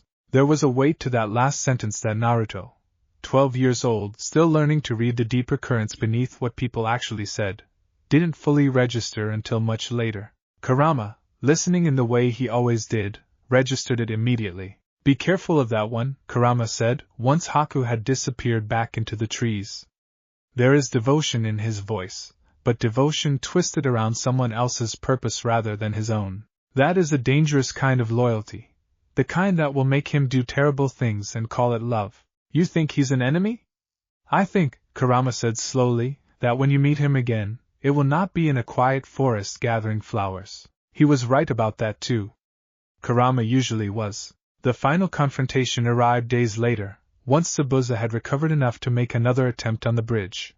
This time in broad daylight, with Gato's mercenary army in tow as backup insurance. A betrayal Gato had planned from the start rather than paying Zabuza his promised fee. Haku, revealed at last as Zabuza's companion rather than a hunter at all, intercepted Team 7 on the bridge, encasing Sasuke in a devastating dome of ice mirrors, a technique built around his bloodline limit, combining water and wind chakra into something that let him move between reflective surfaces faster than the human eye could track. Here is where, in most versions of this story, things get genuinely dark. Sasuke, in the original telling, very nearly dies protecting Naruto inside that ice dome, taking a barrage of Saban meant to kill and collapsing in his arms in a moment meant to devastate the audience and cement Naruto's grief-fueled awakening of his own hidden power. That's not quite what happens here. Because the boy trapped in that dome with Sasuke isn't operating on raw instinct and desperate love alone. He's operating on 9 years of deliberate, patient training in exactly the kind of situational awareness this fight demanded. "He is not trying to kill either of you," Kurama said the instant the ice dome closed around them, voice sharp and urgent even as Saban rained down from every mirrored surface at once. "Watch his strikes. Every point of impact avoids anything vital. This is restraint, not mercy through incompetence, deliberate, controlled restraint. Someone who fights like this does not want to be doing what he is doing. So what do I do?" Naruto shot back, shoving Sasuke bodily out of the path of another volley. The two of them backed into the dwindling safe space at the center of the dome. "You talk to him," Kurama said. "Before Sasuke does something reckless that forces Haku's hand into something neither of you can walk back from." It was, admittedly, a strange thing to attempt in the middle of a life-or-death fight, but Naruto had spent enough years listening to a monster's counterintuitive advice to trust it by now, even under pressure like this. "You don't want to be doing this," Naruto shouted between dodges, tracking Haku's reflection across a dozen mirrored surfaces the same way he'd learned to track Zabuza through fog, not by sight alone, but by the subtle pressure of chakra and intent bleeding through every strike. "I can tell. Every hit you've thrown, you've pulled it away from anything that'd actually kill us," the barrage faltered. "Just slightly." Just long enough for Naruto to know he'd landed something real. You don't know anything about me. Haku's voice came back, quieter than before, edged with something that sounded almost like pain. I know you told me people get strong when they've got someone precious to protect, Naruto shot back. That's Zabuza, right? That's who you're doing this for. Silence, for just a moment, inside that spinning storm of mirrors and Saban. He gave me a purpose, Haku said finally, voice tight. When I had nothing. When I was nothing. I owe him everything. That's not the same as him owning you, Naruto said, and this, more than anything else in the fight, was pure Kurama. 7 years of lessons about the difference between loyalty freely given and loyalty extracted from someone too broken to know the difference. Being grateful to someone doesn't mean you gotta let them use you as a weapon and call it love. Something in Haku's rhythm broke entirely at that. Not physically, not yet, but somewhere underneath the ice mask he'd built around himself for years. The barrage slowed. Faltered. And in the brief opening that created Naruto, faster than Sasuke, faster honestly than Haku expected from a genin his age, closed the distance and pinned one of Haku's arms with a controlled, precise grip that could have broken the joint and very deliberately didn't. I'm not gonna kill you, Naruto said, breathing hard, eyes locked on Haku's from inches away. But you gotta decide right now whether you're actually fighting for something you believe in, or just fighting because someone told you to. The ice mirrors, for the first time since the fight began, started to waver. I know, you want to see how this resolves. And we will. But this is exactly the kind of moment I have to cut, because what happens next changes everything for the rest of this fight, and you deserve to see it land properly instead of rushed. Subscribe, notification bell on, because Chapter 4 picks up exactly here, with Haku's decision, Zabuza's fate, and something Zabuza says to Naruto in the fight's final moments, that neither Kakashi nor anyone else in that village is prepared to hear. The last thing Naruto registered before the chapter's events crashed toward their climax was Zabuza's voice, distant across the battlefield, cutting through Kakashi's own Sharingan sharp focus with something between suspicion and grim, dawning recognition. The same instinct that had made him spare a second glance at Naruto back in the fog days earlier now sharpening into something far more specific. That brat, Zabuza muttered, watching Naruto pin Haku through the wavering ice with the control no genin should possess. Something's watching through his eyes. I've felt chakra like that before, old chakra, monstrous chakra, wearing a child's face. He wasn't wrong. He was, in fact, the very first person outside of the third Hokage's private files to say it out loud. And somewhere deep inside Naruto's own mind, in a cage that had stopped feeling much like a prison years ago, Kurama went very, very still. Because the boy he'd spent 9 years quietly forging into something extraordinary had just been seen, for the first time, by someone dangerous enough to understand exactly what he was looking at. The secret was starting to slip. And neither of them, not yet, had any idea just how far that crack was about to spread. Haku made his choice in the space of about 3 seconds, and it's worth sitting with those 3 seconds for a moment, because they mattered more than almost anything else that happened on that bridge. The ice mirrors, wavering under the weight of Naruto's words, finally shattered outward into harmless, glittering fragments instead of reforming into another barrage. Haku sagged in Naruto's grip, exhausted in a way that had nothing to do with chakra reserves and everything to do with years of carrying a purpose that had never quite belonged to him. I don't know how to be anything else, Haku said quietly, not fighting the hold anymore. If I'm not his tool, what am I? You figure that out after you're not dying for him, Naruto said, releasing his arms slowly, watching him carefully for any sign the fight wasn't actually over. That's kind of the whole point of being alive, isn't it? Figuring it out. It wasn't the lecture Kurama had explicitly written for him. It was the accumulated residue of 9 years of a fox teaching a lonely boy, over and over, that survival wasn't the same thing as purpose, and that purpose handed to you by someone else wasn't the same thing as a life. Naruto had absorbed the shape of that lesson so thoroughly he didn't even need the words anymore. He just knew it, the way you know how to walk. Across the bridge, the fight between Kakashi and Zabuza had reached its own breaking point. Gado's betrayal fully exposed now, his mercenary army arriving not to reinforce Zabuza but to finish off both him and the Leaf Shinobi at once, cheaper than paying the contract he'd never intended to honor. Zabuza, wounded, furious, and, in the specific way that only a man staring straight at his own mortality can manage, suddenly a great deal less interested in the money and a great deal more interested in making Gato regret every decision that had led to this bridge. What followed wasn't pretty. Zabuza cut through the mercenary line with the singular focus of a man who has decided exactly how his story ends and intends to make sure the ending means something. Haku, at his side one final time by his own choice rather than obligation, made sure of it too. Either of them survived the day.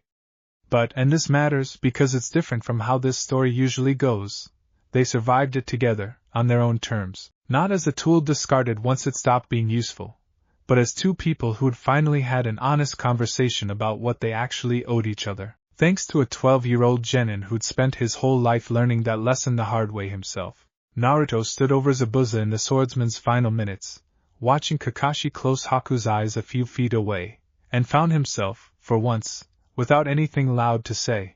"Kid," Zabuza rasped, blood slicked and fading, eyes fixed on Naruto with an intensity that cut straight through the exhaustion. "That thing inside you. I felt it back in the mist. Old. Patient. Not what I expected, from something they say nearly leveled a village." Naruto's whole body went very still. "What are you talking about?" he said, keeping his voice even, the same practiced calm that had gotten him through 9 years of whispered rumors and sideways glances. "Don't insult me," Zabuza said, something that might, in a healthier man, have been a grin ghosting across his face. "I've fought Jinchuriki before. I know what that pressure feels like when it leans on a fight, even just a little. Yours doesn't feel like it's fighting you, though. That's new." He coughed, blood at the corner of his mouth. "Whatever you're doing with it, brat, keep doing it. World's got enough monsters running around unleashed. Might as well have one that's actually choosing to be good at something." He didn't say anything else after that. Naruto stood there a long moment, the weight of those words settling somewhere he wasn't quite ready to examine yet, and then turned to help the rest of his team with what remained of Gato's scattered, leaderless mercenaries. "You ever have a stranger see straight through you in the last minute of their life and hand you something you didn't know you needed? That's Zabuza's gift to this story. It's not going to be the last time someone sees more than they're supposed to. Keep that in mind, it matters a lot real soon." Kakashi's report, written on the journey home and delivered personally to the Hokage rather than filed through normal channels, was considerably longer than a standard mission debrief. He detailed the ambush, the fight with the demon brothers, Zabuza, Haku, the eventual resolution with Gato's mercenaries scattered and the bridge completed under a name the villagers of Wave would eventually choose in gratitude. All standard mission content, thorough and professional. The final paragraph was not standard at all. Genin Uzumaki demonstrated sensory tracking capability inconsistent with academy-level training on at least 3 separate occasions during this mission, including successful interception of an attack delivered through zero visibility conditions. Additionally, a hostile combatant with prior Jinchuriki combat experience made a direct verbal reference to sensing something within Genin Uzumaki during the final engagement, unprompted. "I am formally requesting clarification of Genin Uzumaki's training history and any relevant background the Hokage's office may be withholding from standard Jonin Sensei briefing materials, as I believe this information is necessary for me to properly assess risk and capability for future mission assignments involving this Genin." Hiruzen Sarutobi read that paragraph twice, set the report down on his desk, and sat in silence for a long moment, pipe unlit in his hand. He'd known this day was coming, eventually. He just hadn't expected it quite this fast, and he hadn't expected the man asking the question to be someone with Kakashi's particular history, a man who had, after all, once carried his own dead friend's eye in his skull as a living reminder that secrets, kept too long from the people who needed them, tend to cost more than anyone intends. The third Hokage called Kakashi in for a private meeting the following morning. What was said in that meeting was never fully recorded, but Kakashi walked out of it considerably paler than he'd walked in, and considerably more careful, from that point forward, about how he spoke to and about his blonde genin in front of anyone else. He never told Naruto he knew. Not directly. But something in the way Kakashi started training him afterward, a little more individualized attention during team exercises, a little more willingness to push him toward advanced material the other two weren't ready for yet, told a careful observer that something had shifted. Naruto, for his part, noticed the shift too, but chalked it up to earn respect rather than a confidential briefing about the literal monster living behind his navel. Sometimes ignorance really is a kind of peace. 2 months passed in relative quiet, more D-ranks, a handful of genuine C-rank missions that no longer spiraled quite as dramatically, and steady, grinding improvement across every dimension Kurama had spent years cultivating. And then, on an unremarkable morning in the mission assignment office, Kakashi dropped a small slip of paper on the table in front of his team with considerably more gravity than the gesture usually carried. "I'm nominating all 3 of you for the Chunin exams," he said. Sakura's eyes went wide. Sasuke's expression, characteristically, barely shifted at all, though something in his posture straightened just slightly. Naruto grinned so hard his face nearly split in two. "You sure about that, sensei?" Naruto asked, only half joking. "Thought you said teams usually need way more experience before." "I'm sure," Kakashi said, and there was something in his single visible eye that suggested he was thinking about far more than the standard nomination criteria. "All 3 of you have earned this. Try not to die." "Reassuring, right?" "That's peak Kakashi. Anyway, this is where things get interesting, because the Chunin exams are where every prodigy in the elemental nations gets thrown into the same room at once. And Naruto's about to walk into that room as a very different competitor than anyone expects. The written portion of the first exam is, famously, not really about the written material at all. Ibiki Marino, the intimidating, scarred proctor whose reputation for interrogation preceded him into every room he entered, designed the test as a psychological pressure exercise disguised as an academic one, built around the assumption that genin would need to cheat to pass questions well beyond their skill level, and that getting caught cheating 3 times meant elimination, along with your entire team. The real lesson, hidden inside that structure, was about information gathering under pressure and risk assessment, a shinobi skill far more valuable than trigonometry. Sakura solved the puzzle almost immediately, recognizing the trap for what it was. Sasuke, sharp enough to reach similar conclusions on his own, activated his fledgling Sharingan to lift answers directly off a neighboring paper, technically within the test's unstated rules. Naruto, in a private, mildly hilarious inner monologue that Kurama found himself reluctantly amused by, spent the first several minutes of the test in a state of genuine crisis before the fox's voice cut through the panic. "You are overthinking a problem you have already solved 100 times over," Kurama said dryly, watching through Naruto's eyes as he stared at a question about advanced trajectory calculations for a projectile weapon that no genin his age should reasonably be expected to answer cold. "This test is not measuring what you know. It is measuring what you are willing to risk in order to learn what you do not. So I'm supposed to cheat?" Naruto thought back, careful to keep his expression blank. "You are supposed to gather information without getting caught," Kurama corrected. "There is a considerable difference between clumsy dishonesty and controlled reconnaissance. You have spent years learning to read a room, track movement without direct sight, and act without announcing your intentions. Apply it here." What followed was, by Naruto's own later admission, one of the more entertaining 40 minutes of his life, a careful, methodical process of tracking proctor patrol patterns around the room, learned from years of avoiding people who wanted to hurt him, timing brief glances at neighboring papers to the exact moments the roving Chunin proctor's attention was elsewhere, and cross-referencing partial answers against his own considerable, if unconventional, knowledge base built almost entirely outside the academy's actual curriculum. He got caught once. Ibiki, watching from the front of the room with the practiced eye of a man who had personally run this exact exercise for over a decade, noted it with mild interest. A warning issued, a strike recorded, nothing more. "You are permitted one more mistake," Kurama reminded him afterward. "I would suggest not making it." He didn't. By the time Ibiki delivered his famous closing speech about the 10th question, the choice to either risk everything on an unknown gamble, or play it safe and guarantee elimination for the whole team. Naruto barely needed the pep talk about never giving up that he delivered anyway, loud and defiant, mostly for Sakura and Sasuke's benefit rather than his own understanding. He'd already internalized that lesson years before anyone in this room had met him. All 3 members of Team 7 passed. So did a considerably smaller portion of the room than had started it. Written exam cleared. Easy part's over. What comes next is the part everyone actually remembers, and if you're not familiar with the Forest of Death, buckle up. Because we are about to spend 5 very dangerous days in there.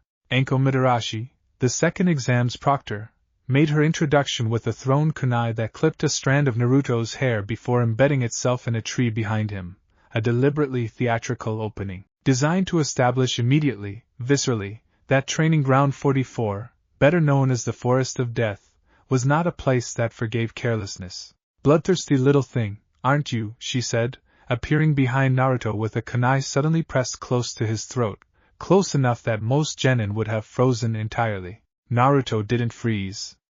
He'd felt her coming a half-second before she arrived, the same trained sensory instinct that had saved Sakura's life in the mist months earlier, and while he hadn't managed to fully evade her, Anko was, after all, a jonin with considerable skill in exactly this kind of intimidation tactic. His stance had already shifted into something ready, controlled, and notably absent of the paralysis she usually got from genin on the receiving end of this particular stunt. Anko's eyes narrowed, just slightly, appraisal flickering behind the playful menace of her expression. Careful one, huh? She murmured, more to herself than to him, before pulling back and returning to her opening speech about the second exam's rules with her usual manic energy. 5 days, 2 scrolls, heaven and earth, survive and reach the tower at the center of the forest with a matched pair, kill or be killed, good luck, don't die. The exam that followed sent 30-some genin teams into a forest engineered to be as dangerous as anything they'd face on an actual mission. Massive predatory wildlife, hostile terrain, and, most dangerously of all, each other, since teams could win by stealing scrolls from rivals rather than simply surviving the environment. Team 7's early days in the forest went about as smoothly as could be expected, which is to say, not smoothly at all, but survivably. A close encounter with a massive constrictor snake, handled efficiently thanks to Sasuke's fire techniques and Naruto's shadow clones creating enough of a distraction to escape its coils.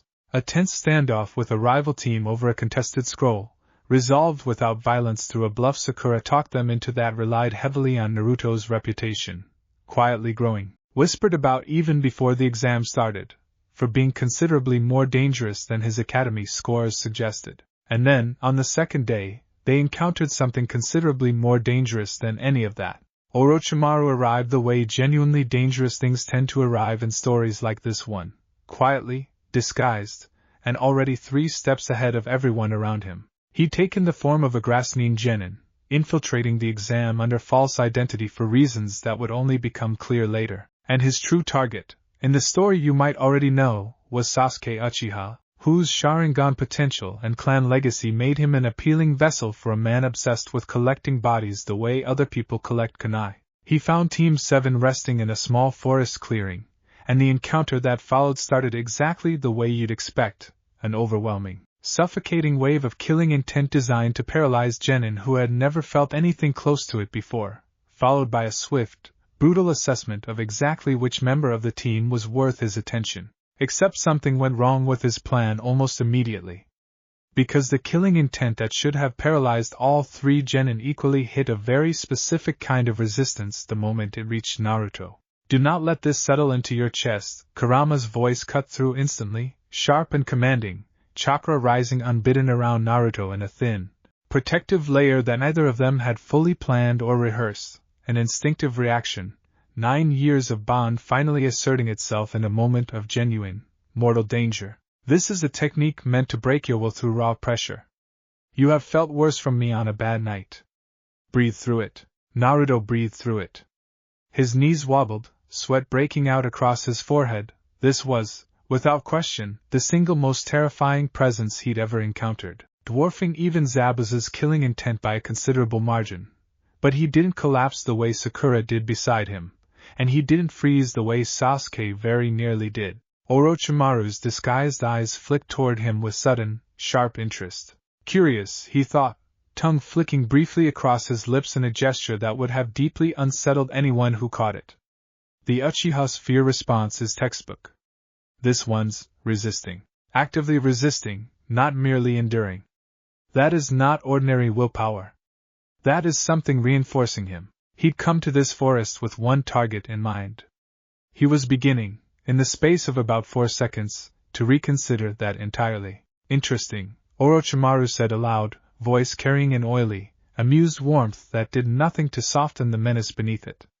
Most genin would already be unconscious. What's holding you together, little Uzumaki? The use of his surname, casual, deliberate, a small demonstration of exactly how much this stranger already knew, sent a fresh spike of alarm through Naruto's chest. But he held his ground, kunai raised, positioning himself slightly in front of Sakura the way years of team training had made second nature. Sheer stubbornness, Naruto said, forcing steadiness into his voice through pure will. Works every time. Orochimaru's laugh was low and genuinely delighted, the laugh of a scientist who has just stumbled onto an unexpected and fascinating variable in an experiment he thought he'd already fully mapped out. What happened next diverged sharply from how this encounter usually goes. In the story you might know, Orochimaru delivers a curse seal directly to Sasuke's neck during this fight, a mark that will torment and tempt him for years to come, setting the entire back half of his character arc into motion. That's not what happens here, because the moment Orochimaru's chakra-laced hand darted forward, intending exactly that same strike towards Sasuke's exposed neck as he lunged past Naruto's guard, something ancient, protective, and deeply unimpressed with strangers threatening people under its care surged forward through the seal without waiting for permission. A thin lattice of red, roiling chakra, barely visible, gone again in less than a second, flickered around Sasuke's collar the instant Orochimaru's fingers made contact, enough to disrupt the delicate chakra architecture of the curse seal formation before it could properly anchor. Orochimaru recoiled, hissing, snatching his hand back as though he touched something considerably hotter than expected.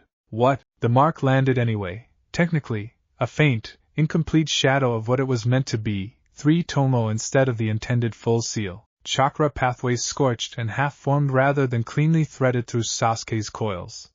Sasuke collapsed regardless, unconscious, the partial mark burning against his skin, but the seal itself was crippled, weaker, less stable, less capable of the full corruption Orochimaru had intended. Orochimaru stared at his own hand for a long moment, genuine confusion flickering across features that rarely showed confusion about anything. Something interfered with that seal, he thought, gaze sliding back toward Naruto with an intensity that had shifted entirely. All playful menace burned away into something far colder and far more calculating. Something inside that boy actively rejected foreign chakra intrusion into his teammates' coils.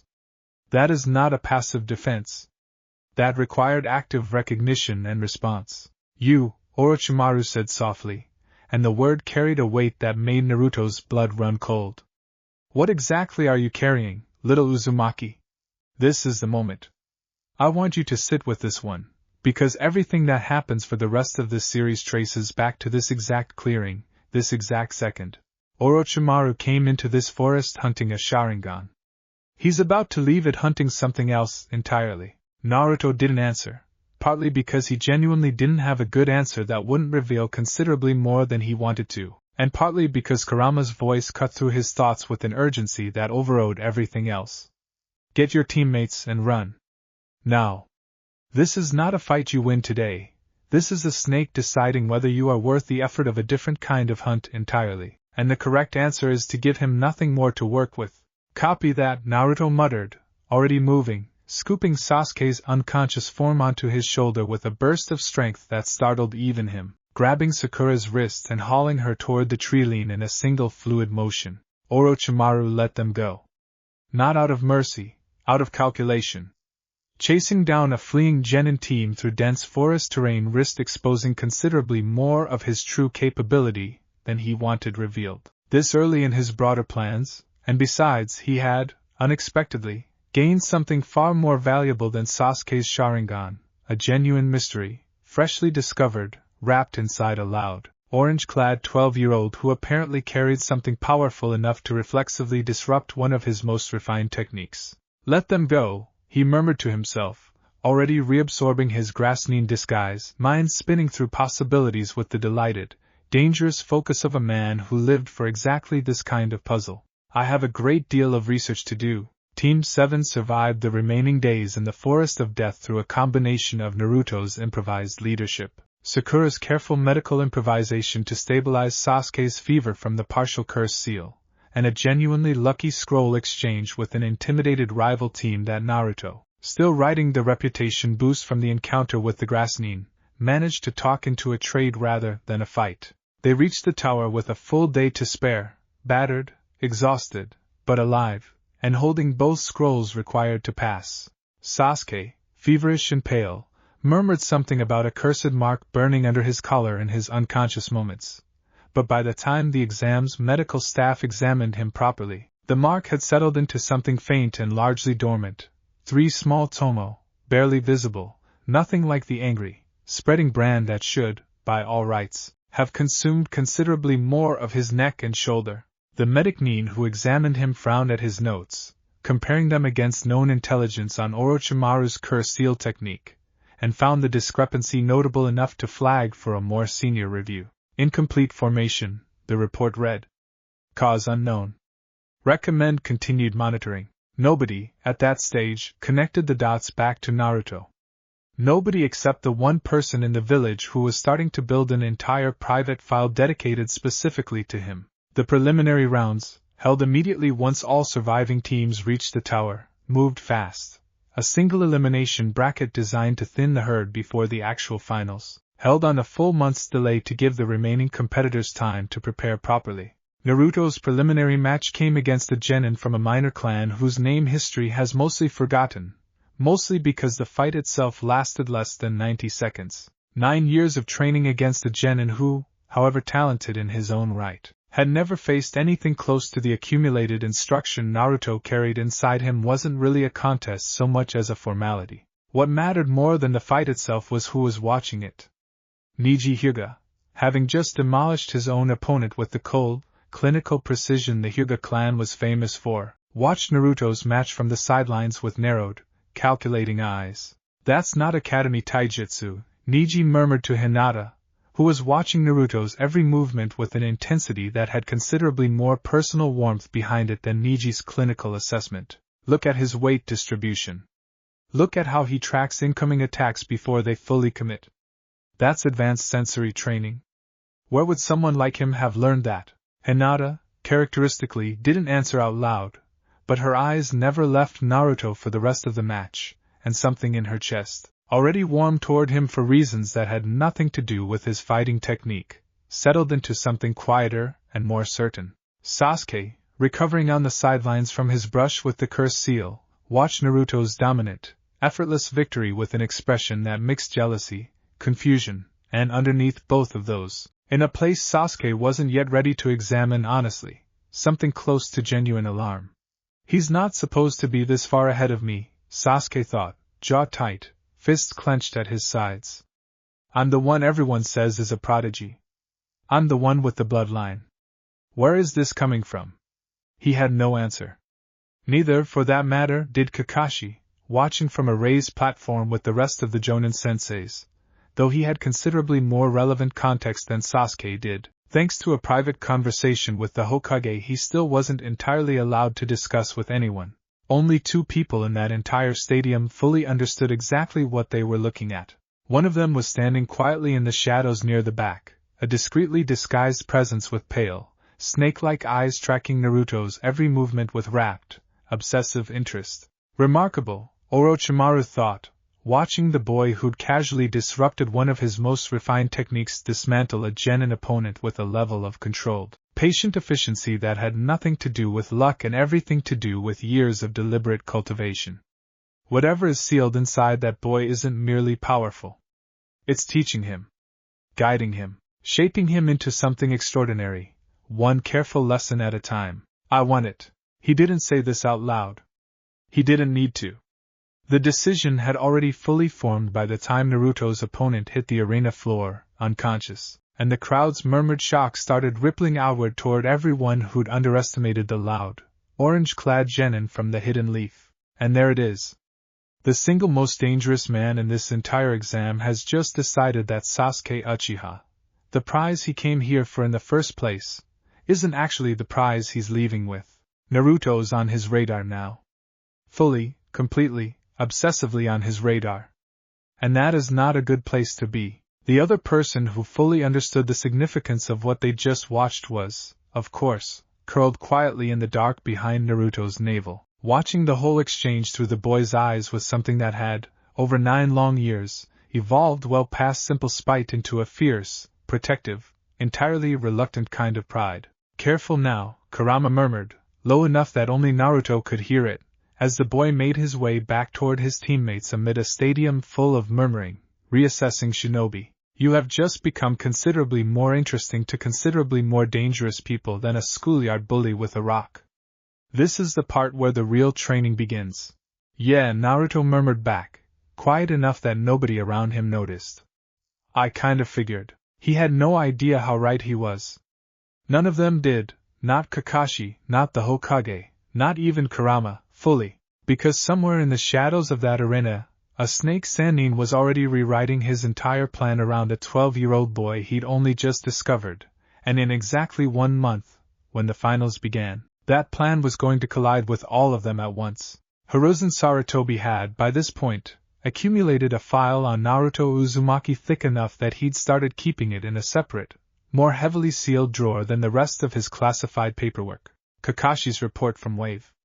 A second report, considerably more alarmed, from the medical staff who'd examined Sasuke's oddly incomplete curse seal. And now, fresh off his desk that very morning, a summary from the proctors overseeing the preliminary matches, flagging Naruto Uzumaki's performance as significantly beyond expected genin capability, warranting review of Jonin-sensei assignment for finals preparation. He read that last line 3 times before setting it down. You're growing faster than I can protect you, he thought, looking out over the village through his office window, toward the looming stone faces of his predecessors carved into the cliffside, including, closest to his own, the sharp, kind features of a man who'd died protecting this very boy, and whose son was now becoming exactly the kind of shinobi that made every faction in this village start paying very close, very dangerous attention. He knew, with the weary certainty of a man who'd governed this village through 2 wars and more political crises than he cared to count, that a boy this talented,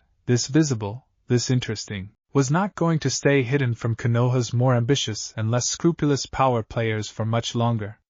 He needed to get ahead of it. That afternoon, he sent for Jiraiya. If you don't know Jiraiya, one of the legendary Sannin, a shinobi whose reputation for both raw power and colorful, questionable personal habits preceded him into every room he entered, the short version is this: brilliant, eccentric, deeply loyal to the village and to Minato's memory specifically, and, as it happened, the only person outside the Hokage's inner circle who Sarutobi trusted enough to loop into at least part of the truth about Naruto's growth. You want me to train the kid, Jiraiya said, sprawled in a chair across from the Hokage's desk with the loose, unbothered posture of a man who'd spent decades treating formality as optional. For a month, before the finals. I want you to train him and observe him, Sarutobi corrected. Something is happening with that boy that I do not fully understand, and I would very much like to understand it before certain other parties in this village take a closer interest than they already have. Jiraiya's easy grin faded, just slightly, replaced by something sharper. Danzo, among others, Sarutobi said. I've received 2 separate inquiries this month about Naruto's training history from sources I have every reason to believe originate with Root. I intend to make certain the boy has protection and guidance he can trust before anyone else decides to offer him guidance of their own. Jiraiya was quiet for a moment, turning that over. He'd known Minato. Trained him, in fact, years ago, back when the boy who would become the 4th Hokage was just another gifted, stubborn genin with more talent than sense. There was a debt there, unpaid and unpayable now that Minato was gone, and Jiraiya had never been the kind of man to pretend that debt didn't exist just because it made him uncomfortable. All right, he said.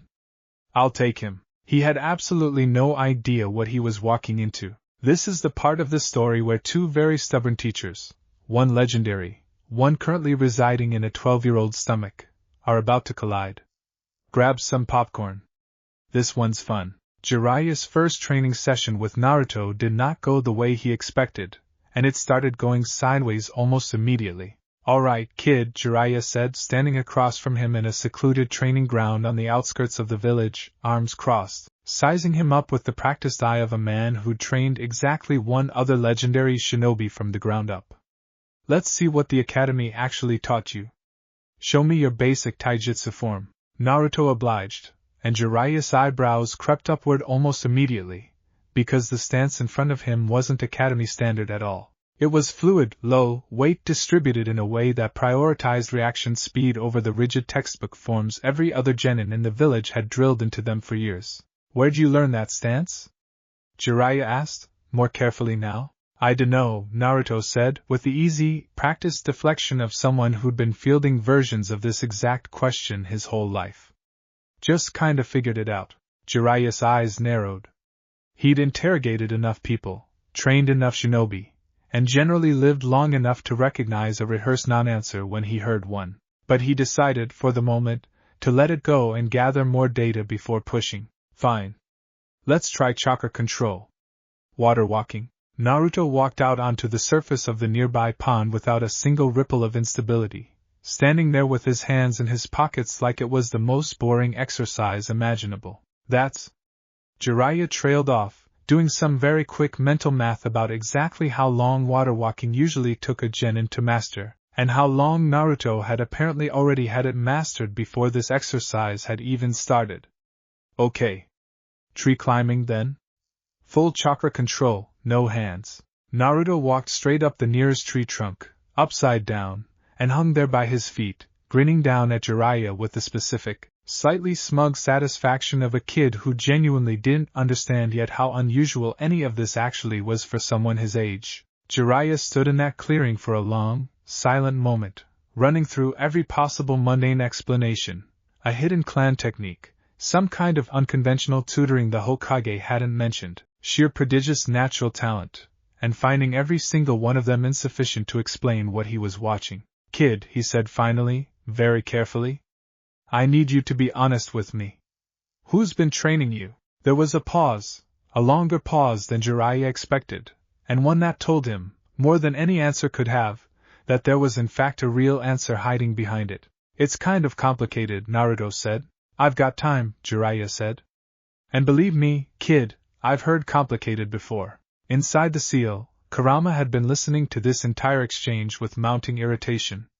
Tell him nothing, he said sharply, the instant Jiraiya's question landed. The fewer people who understand the full scope of what we have built, the fewer people who can attempt to control or weaponize it against you.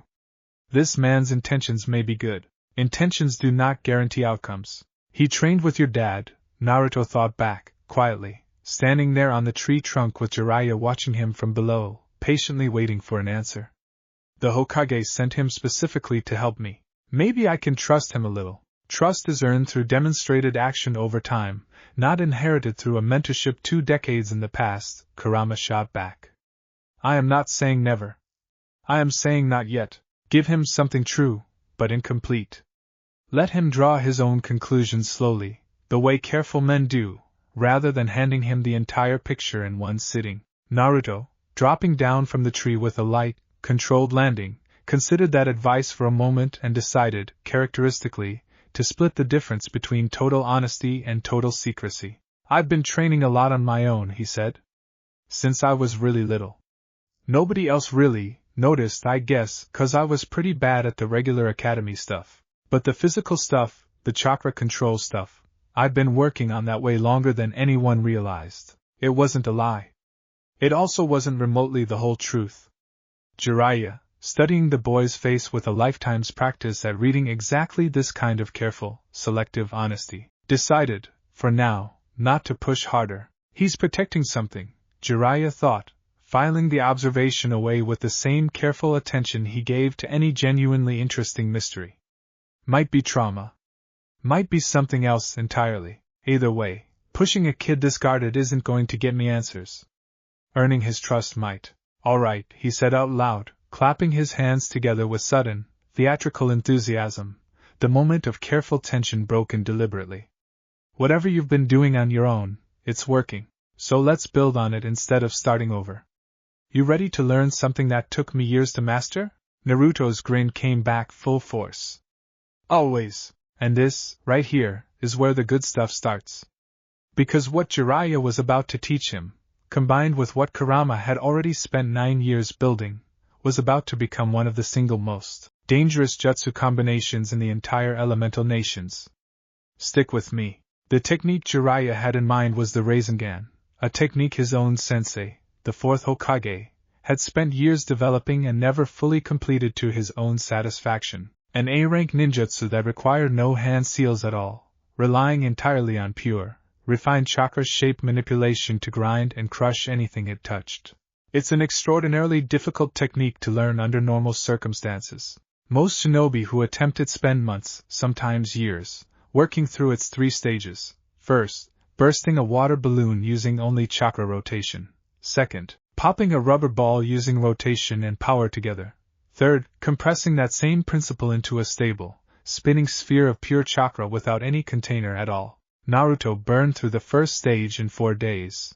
Jiraiya, watching him pop water balloon after water balloon with increasing consistency, found himself doing quiet, disbelieving math in his head. Minato took 2 weeks on this stage alone, and he was already a jonin by the time he attempted it.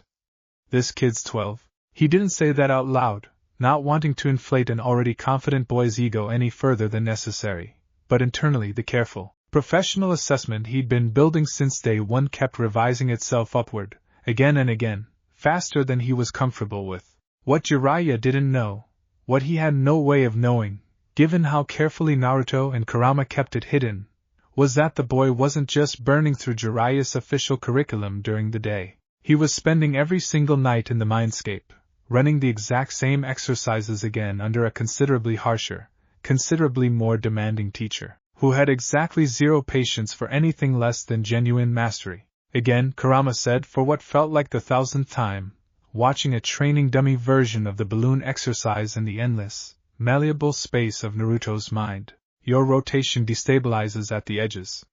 This is not precise enough. It popped, though.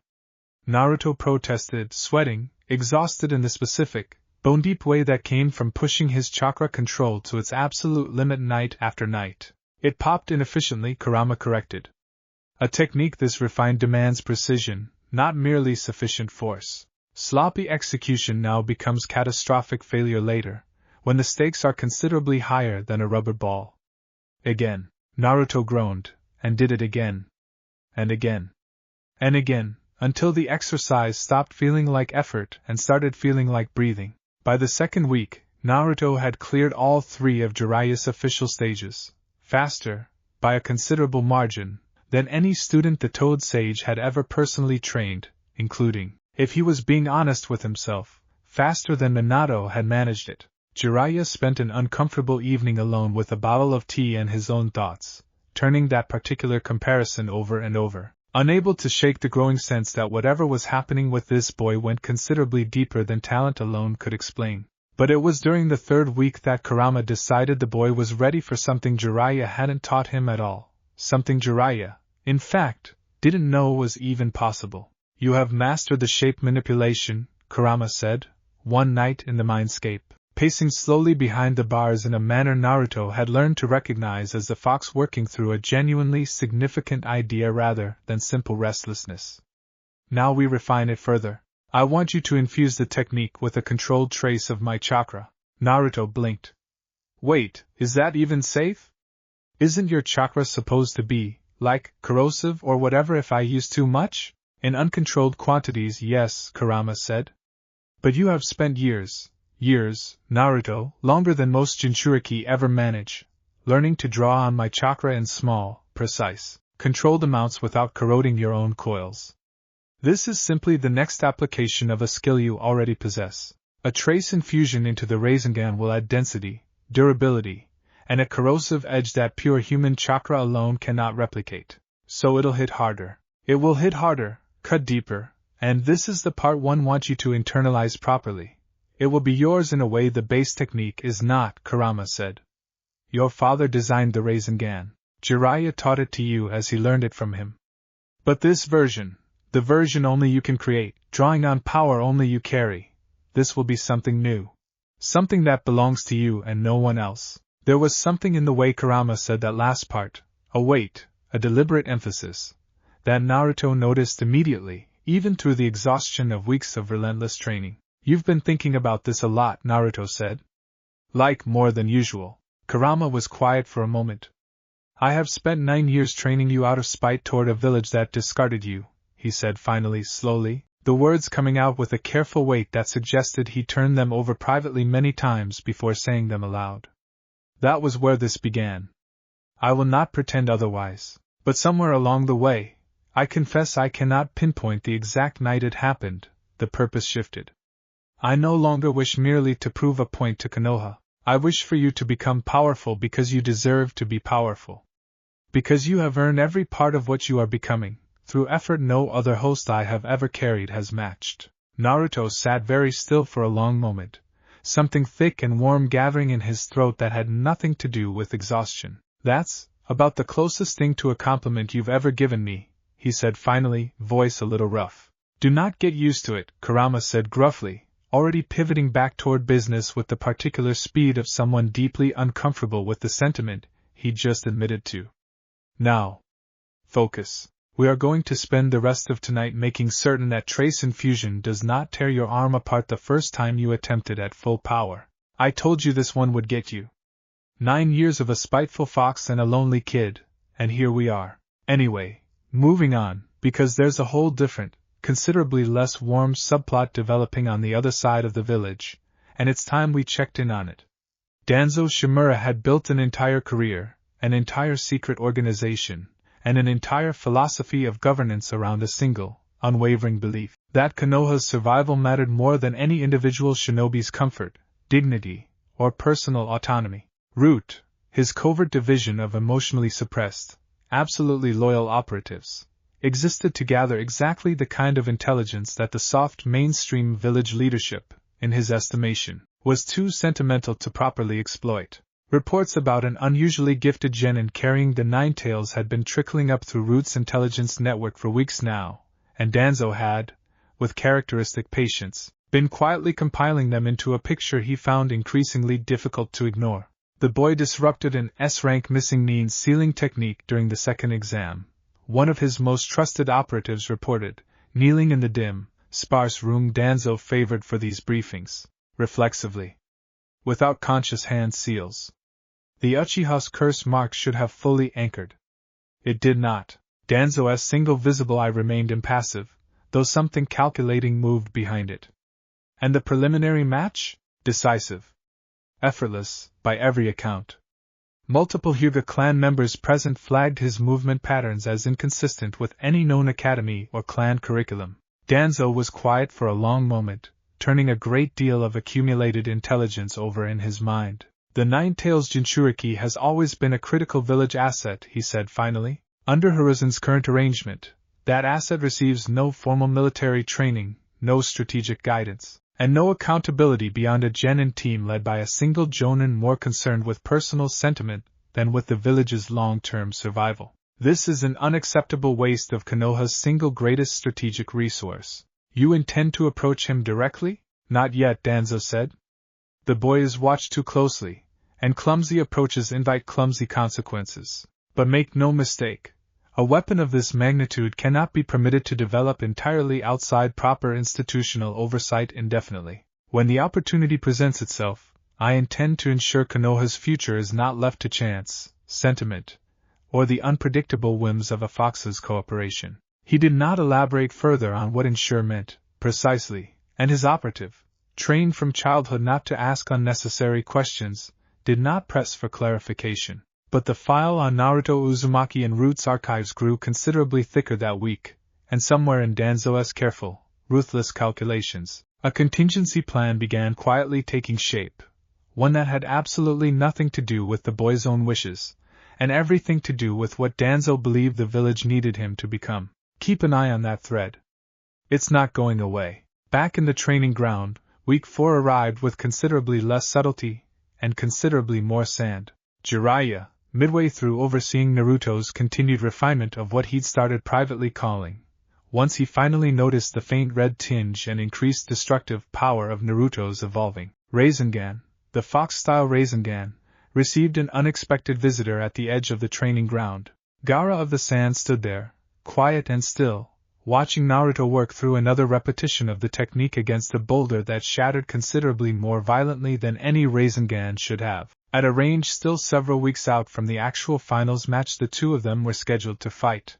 Jiraiya, sensing him immediately despite the boy's near-total lack of presence, turned with careful, measured wariness. He knew exactly what Gaara carried, and exactly how unstable that particular Jinchuriki's relationship with his own tailed beast had become over the years. "Can I help you with something?" Jiraiya asked, positioning himself subtly between Gaara and Naruto without making the gesture too obvious. "I'm not here to fight," Gaara said, voice flat, eyes fixed on Naruto with an intensity that had nothing to do with the training session itself and everything to do with something far more personal.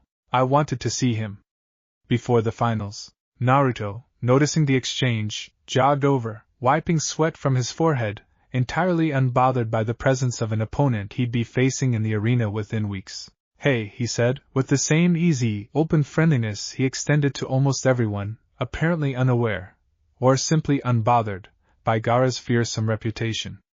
"You're Gaara, right? From Suna?" Gaara studied him for a long moment, something unreadable moving behind pale, shadowed eyes. "You carry one too," he said finally. Not quite a question. Naruto's easy expression sobered slightly. He glanced at Jiraiya, who, to his credit, didn't intervene, simply watched with careful, professional attention. "Yeah," Naruto said quietly. "I do. Mine hates me," Gaara said, with the flat, matter-of-fact delivery of someone reciting a fact he'd stopped being able to feel any real pain about years ago. "It has always hated me. It calls me a tool, nothing more." A pause. "You don't seem to carry yours the same way." "Careful," Kurama's voice cut in immediately, low and watchful. "This one is fractured in ways that make him deeply, genuinely dangerous. Do not lower your guard entirely, but do not dismiss him either. There may be an opening here worth pursuing, if handled correctly." "It's complicated," Naruto said slowly, echoing the same phrase he'd used with Jiraiya weeks earlier, though this time with considerably more weight behind it. "It wasn't always good either. But yeah, it's different now." "Better. How?" Gaara asked, and for the first time, something in his flat voice cracked, just slightly, revealing a raw, aching curiosity underneath the carefully cultivated menace he wore like armor. Naruto considered the question seriously, the way Kurama had spent 9 years teaching him to actually consider things instead of just reacting. "I think," he said finally, "it's cause somewhere along the way, we both decided the other one was worth something. Not a weapon. Not a monster. Just worth something." He shrugged, a little awkwardly, and used to articulating something this personal out loud to a near stranger.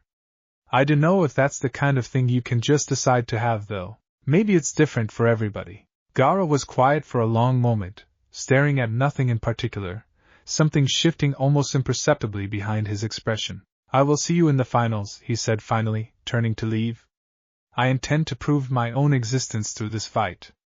Do not expect mercy." "Wasn't planning on it," Naruto said, watching him go with an expression that mixed wariness and something close to genuine sympathy in equal measure.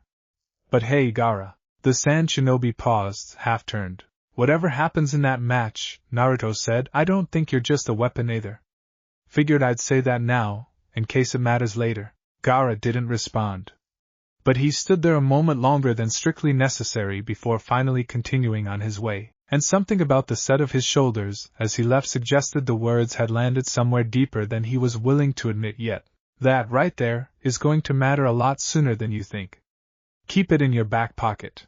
The final week of training arrived with the particular urgency that always accompanies a deadline nobody can push back. Jiraiya, increasingly convinced that whatever secret Naruto was guarding involved something considerably larger than ordinary talent, made one final, careful attempt to get a straight answer before the finals began.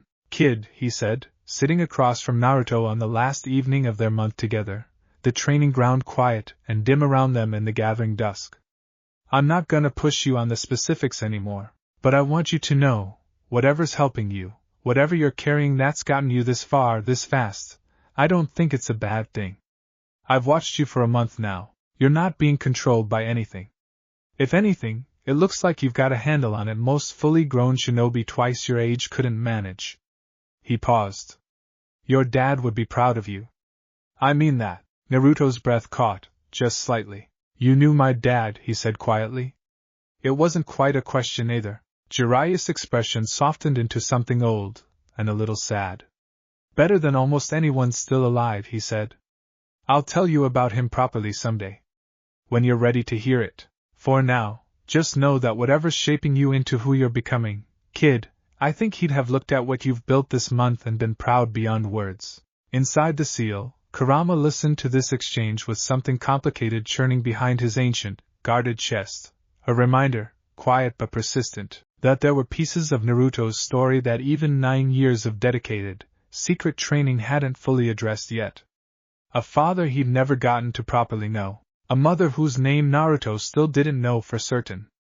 A legacy waiting patiently for the right moment to be revealed. Soon, Kurama thought, watching through Naruto's eyes as Jiraiya clapped him on the shoulder, the two of them sharing a quiet, comfortable silence in the fading evening light.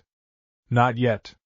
But soon. For now, there was a tournament to win, an increasingly obsessed snake Sannin circling somewhere in the shadows with plans neither of them yet understood, and a village on the verge of discovering, in the most public way imaginable, exactly what 9 years of patient, spiteful, ultimately loving training had built.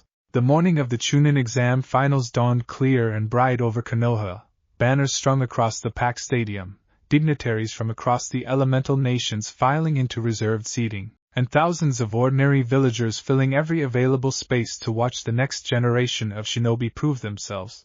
Naruto stood in the competitors' waiting area, freshly trained, considerably more powerful than the boy who'd entered this exam a month earlier, and utterly unaware of just how many separate, dangerous parties were about to converge on this single, crowded stadium. Orochimaru, disguised and waiting, patient as ever, watching for his opening. Danzo's operatives, quietly embedded among the crowd, gathering final intelligence. Gaara, Sand shifting restlessly at his side, carrying a question about his own worth that a 12-year-old rival had planted a week ago and hadn't yet let go of. And somewhere above them all, in his private box overlooking the arena, Hiruzen Sarutobi watched the crowd settle with a growing, uneasy certainty that whatever was about to happen in that stadium was going to change the shape of this village in ways he couldn't yet fully predict.